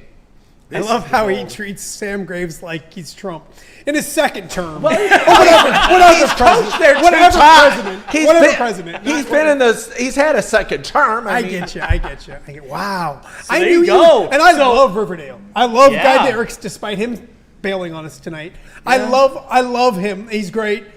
I don't know if I guess he probably would predict 9-0. Yes. That's all right. Where'd you go? Hey, real quick. Where'd you go to high school? I went to Just Riverdale, curious. but that's Okay. not. That explains it. I'm not being biased, and I will tell you another team that will be very good out of the Three Rivers that will win the other division is Monmouth Roseville. There you go. Jeremy Adelson just walked out, but I'm sure you told him that, right? No, I did not. Well, he's going to listen. He'll know. So Okay. again, who do you think? Do you have anybody big picture wise that might make it down to the state quarters, semis? Why do you hate our area? I don't. It's just that it is going to be a very tough road. I mean, 2A, which Riverdale will be in, and I believe Monmouth Roseville is going to be in 3A, is very tough. I mean, it's stacked. I mean, Kyle will tell you the 1, 2, and 3A are probably the toughest classes to get through from our area down there. And also, we're still in we're not doing the state like they do in 7 and 8A. We're doing one. We're still in the north-south, and the north 1A, 2A, and 3A is very difficult. I mean, you watch if you look at the 8-player, the 8-player is just absolutely stacked in that, and it's mostly northern teams in the 8-player. Yeah. I know, Daz, that you don't watch a lot of 8-player. No, I just know who my viewing area is. And so whether I agree or that's like your wife coming home with a bad haircut and saying, hey, honey, what do you think of my hair? I don't think it's that great. Like you just say, it looks beautiful. Your viewership is from what area? This one in Iowa, So parts that's of Iowa. why Davenport. that's why nobody likes you. So, Stock, when Riverdale goes 9-0, we talked about it last year. You sang the song when they made the playoffs. Yeah. 9-0 calls for shaving the head. No. That's it. Yeah, that's it. That's all there is to it. No, there's no way that's happening. This stuff stays. Well, this stuff all stays because this is turning gray. But then we got to figure out something. No. They can't go 9-0 and you don't like. I say they go 9-0, and you say, "Boy, Stockpile was a genius." I think it's like this: if they go 9-0, you're fine. You're fine. But if you're wrong, then you shave your head. Wrong. There we go. No. There you go. Maybe for charity. Right. No, for charity. No. For kids with cancer. This is staying because God only knows how bad. I saw my baby pictures. I was an ugly baby. Shocking. All right. Let's talk about the Northwest Upstate Illini. Yes. So, rather than my follicles. We're transitioning here. So, well, never mind. Lena Winslow wins the state championship. Stockton wins the conference. So that makes for a very interesting dynamic heading in here. Stockton has a lot coming back. Lena Winslow, some questions, but I mean, it's still Rick Arend and Lena Winslow. So, well, I mean, Shim's shirt says it the best. Tradition lives here. Tradition lives here. That's right. When you don't graduate tradition, there you go. Yeah, exactly. You're going to keep building on the success that you've had. Yeah. And with that, Lena Winslow has the correct pieces coming back. When you're talking Gannon Dunker, Mason Kemple, the line Preston play. Schultz. The line play. Exactly. So what do you got to do to win the NUIC? Be strong up front. That's exactly what they are. Correct. Now, Stockton, on the other hand, is definitely going to be another player. And as we talked about a few weeks ago on your show, which, by the way, is still the most watched show so far. Yes, as of this very second, I think, Philip, we'd have to double check the numbers. But it's close. But you're getting there. That's right. That's right. I wasn't going to bring it up, but then I had to. You wait until the Western Big Six drops this week, baby. Yeah, baby. I hear they got a guy on there. Woo! All right. But, I mean, Stockton definitely has a lot of players coming back. They graduated quite a bit too. But they have good players back as well. When you have Carson Blair, Weston Haas, Morgan Haas. You have Walker Olson back at quarterback, which 2 years ago he had filled in for an injured Noah Larson anyway, and won a playoff game. Yeah. So he's already got that experience under his belt. Yep. So with that, it very well could be another year for Stockton to be the kings of the NUIC. Yeah, I think it's going to be interesting. They play early in the season or no, late? Late this season this Week year. 7. Week 7, which I love that. That's at great. Stockton. At Stockton, yeah, last year was at Lena Winslow. I remember that. So who else are we looking at then? Besides, the top two, those are the names. Can I just interject, though? Of course you can. Lee Wynn's schedule is murderous to start. They play Lyle Bennett, and those of us from this area know how well Lyle Bennett does against a certain team from. I love that game, though, against right? Moline. Step up, challenge yourself. And then they're at Darlington, not the racetrack, but in Wisconsin. And I was talking with Kyle beforehand, and he said Darlington is very good. I mean, Lee Wynn could actually be 0-2, and then they're at Forreston, and you don't know how banged up Lee Wynn could be. I mean, they could go. He's I mean, so they, negative. Oh, negative. They could We're be getting negative here. They so could negative. go 0-3. I mean, it's not out of the realm. But I don't see Lena Winslow going 0-3 stock. I'm sorry, but I mean, just- yes, their week 3 game is against Forreston. It's at Forreston. I've ever had anybody tell It's a Biden tough game. I mean, it's not going to be a walk in the park. No, it's not. And Forreston's definitely one of those teams that we're going to be looking at. Because clearly, Forreston returns quite a bit from last year, right? You got Connor Polich back. You got Jonathan Milnes back. Yep. Eli Ferris, Brennan Byers, Mickey Probst. Forreston's definitely going to be there. And Coach Janicki, of all people, knows what Lena Winslow is. He says it all the time. And then when you ask him who his favorite to win is, he goes, "Is Lena still here?" Yeah. To be the man, you got to beat the man. Right. And that's exactly how Keenan thinks, right? Finally. Yeah, there you go. But I think, to your point, Forreston and Coach Janicki is excited about the fact that he, kind of similar to what we talked about with Sterling, they have experience coming back where it had been a few years where it felt like they were just so much turnover. They finally have some returning experience. That could go a long way because Coach Janicki knows how to win. Forreston knows how to win. That's a dangerous recipe in that conference. Well, that's just it. I mean, 2 years ago we saw Forreston stumble and go 2-7. They come back, they get in the playoffs. Yep. Who do they get in the first round? Lena Winslow. Yeah. With that, though, they're going to be better this year. I can see Forreston being anywhere from 6-3 to 8-1. Yeah. And they're going to be a player, and the rest of the 1A field might want to take notice because with the expanded playoffs, as you discussed earlier, there is going to be a lot more NUIC teams in 1A that are going to be pulling different upsets. Yeah. And you have Galena in the mix. Yep. And Galena is a team that some of these other coaches around the conference are looking at of elevating their status from 5-4 and being in that mix of 6-3 to 8-1. So we're looking at a 2026 NUIC season that could almost compete with a 2011 or 2014 NUIC season when you had Dakota, Lena Winslow, Eastland Pearl City, Aquin all in the mix. And then in 2014, it was Lena Winslow, Forreston, Eastland Pearl City again. Yeah. We're going to have an upper echelon of the conference that it's not going to just be Lena Winslow. I mean, yes, they're setting the precedents. They're looking to get back to state for the 7th consecutive time.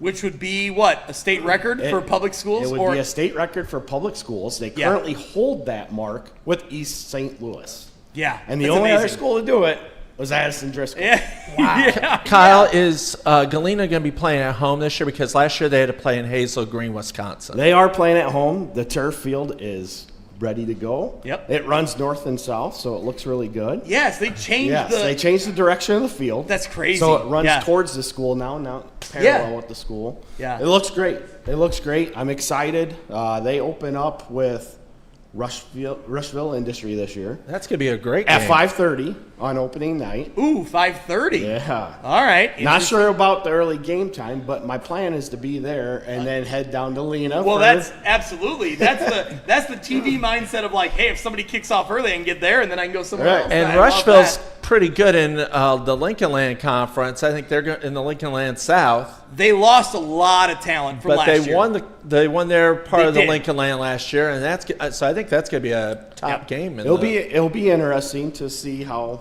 everything starts off the season, right? It's more I'm going there for the purpose of the new field and kind of showcase that. Do you know why they're starting at 5:30 or? No, I don't. Okay, I haven't dug that deep into These are the details Stocking needs to know. And all I do is look at the IHSA schedule. That's right. That's right. No, so overall, we've talked about it. I really think that the new playoff format helps the NUIC. I almost guarantee you that you're going to see maybe 2-7. That's iffy, but a 3-6 NUIC team. I think they're going to get in that play-in round, that first round, and they're going to beat somebody from somewhere else. Well, and that's the interesting part. And I mean, I discussed it with you, and it's not just NUIC based. It's exactly what Coach Adison and Coach Laura were talking about. Like, you're going to get the best teams, the best 32 teams in the playoffs, and that's what we talked about. Now, I don't disagree with what Coach Vallis said. There's other ways that we can look at getting the best 32 teams in there. But some people don't like rating systems to determine the best 32 teams. So why not have a play-in round? I mean, again, I was not an advocate for the expanded playoffs, but I'm not a proponent against it either. Yeah, I do think, to your point, I think it brings in the potential for the best 32 because there's going to be those, those question mark games between those 3-7, 4-5, 5-4 teams. And you're going to find out who was the better team, who came from the stronger conference, and where we end up in the round of 32. I'm interested to see how it all looks and feels when we get there, but I still feel like the true playoffs start in the round of 32. Oh, absolutely. Yeah. I agree. I mean, there's a reason why the IHSA made it opening round and then first round. Exactly. So there we go. I'm glad that's an official thing, actually, because that helps. So, all right, boys. What do you got, Stock? I also think because of the expanded playoffs, all 7 Western Big Six schools will make the playoffs this year. Whoa, there's a prediction, too. Brian Stocking is throwing down the gauntlet tonight. He's making some predictions. That's why I came loaded. I feel like if Alman would have played their first 2 games, they probably could have sat it out after that, maybe make the playoffs. That's a whole other discussion. And then play it again, but I digress. It is interesting. That's the most positive thing I've ever heard Brian Stocking say. But I think, and again, to like Jeremy Adelson referenced, like when his team a few years ago, had they not won a game and missed the playoffs, and that would have put a gap in their playoff run, like he thinks it was really important for them to win those games and get in. I think, to your point, it could be really important for some of those Western Big Six teams to get that taste of whether it's a play-in game, whatever you call it. An extra week of practice. It's an extra week of games. Yeah. And I think for a school like Rock Island, which is looking to build themselves up, and it's a first-year head coach, or Galesburg has a lot of juniors that are really talented, yes, I think, Stock, you're right on it. You're right on it. Is that in your note? That was in your notes. I did my. That's part of my research. See, that was in the book bags. That's why we brought him up here, everybody. Yep. So, but I think that I'm not a fan of the expanded playoffs. I get it. Because I get it. I think that you're devaluing the playoffs, and also you look at right now, like last year, when Galvin made the playoffs. Yep. When UT made the playoffs, when Riverdale made the playoffs. Yep. They all made playoff shirts. Yep. And we now talk about playoff shirts being a thing. For basketball, you go to the regionals, they're not making playoff shirts. You have to win to get to the sectionals.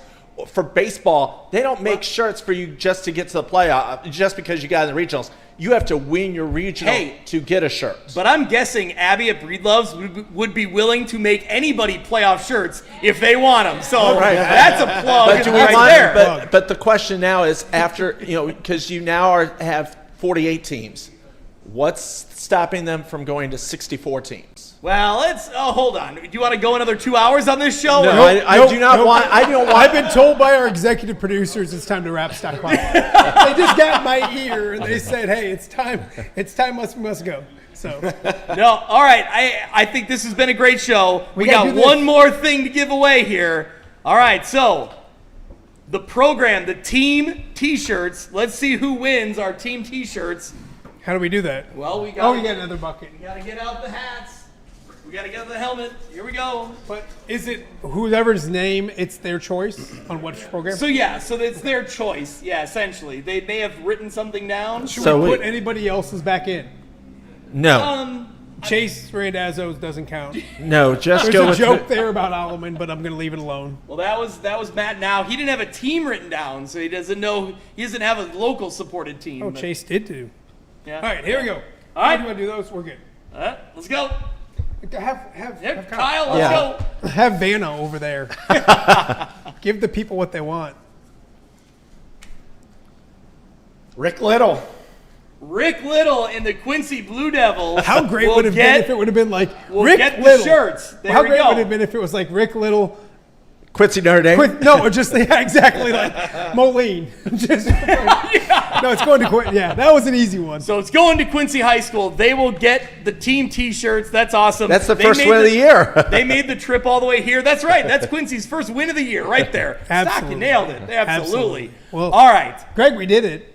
We did it. We made it exhausted. through. We went about an hour over time. We started a little late, but we made it through. So I got to give a shout out. So Netsy's here from Breed Loves. I get texts through Abby. He's got opinions. He listens to the show every week. He's got his opinions. I'm gonna get his direct number now, so he'll let us know what we're doing and what we're not doing. But Philip Johnson from Kiwani, shout out. You made the trip here. You made the trip last year as well. He's rocking the Fridays are for the Boilers, which I thought that was like the most creative shirt ever, and I'm glad he picked up on it. So I love that one. Tony Z, the man behind the voice of the Fulton Steamers, is here, and Zach Shimon, he's helping us out, and he'll be on the Instant React show. Nice. Yep. And Matt Now, we're going to bring Matt Now in once in a while because he covers Chicagoland, and I'll be honest, I don't know a lot about it. So I'll bring him in when we get later in the season, and we'll let him lend his expertise to the area he covers. I'll also mention that Ian Jacobs and Yes. Dane Miller, Yes. none of this is possible without what they're doing. Yes. They helped us out several times, including at the beginning when there was no mics, which Yeah. is very important. I don't know if you guys know like how the journalism side goes and the TV side goes, but microphones are important. So we thank them for everything they've done and continue to do for me. Sorry, guys. You should never become friends with me. It's Kiddo's fault. It's Kiddo's fault. So, and obviously, I mean, you looked out here at one point, and this place was absolutely packed, was it not? Yep, absolutely. No, so I really appreciate, like, the whole reason we're here is to kind of grow the high school football community, and I think having everybody here to start the season is awesome. Last year was great. This year, I think we topped it. I think we had just more energy in here. It was loud in here. Like, I'm trying to do interviews. It's funny. At the beginning, like, we were worried about backlight, and now we're like, we look at behind us. It looks great. It looks great amazing. now. I know, So, yeah. But yeah, no, it was loud. It was packed. We thank all the coaches for coming. It's been fantastic. And Greg, the football season's here. Here we go. So the Western Big Six preview will come out this coming Tuesday. And then this coming Friday, next Friday, it's not week 1 yet, but we're going to do an Instant Reacts podcast. So we got, I think Zach's in, Kyle's in, Dazzo, you're in. Yep. We got Mitch is going to be on board. We're going to do a little instant reacts to the beginning of the season to kick everything off. We'll talk about the conferences, what to expect, and then we're going to do like a little fantasy football draft. Yeah. Maybe find some players that we want to pull in That's there. going to make people really mad. I think it'll be fun, though. I think it'll be a ton of fun. So we're going to try it out. So anyway, thank you so much to everyone who listens, who's followed along this whole night. Thank you to people who are here in person. We truly appreciate it. Like, it's amazing. And awesome. all the sponsors are awesome as well. Yep. Make sure you are subscribed to View from the West on YouTube. Make sure you subscribe to Off Day with Matt Randazzo each and every day at 10 a.m. On YouTube as well, and then on all the social media platforms as well. Yep. And once again, thank you to the Other Bar as well. Yes, shout out to the Other Bar for letting us come down here 2 years in a row. We survived It's amazing. year number 2. Thank you guys so much for watching. We will see everyone at a Friday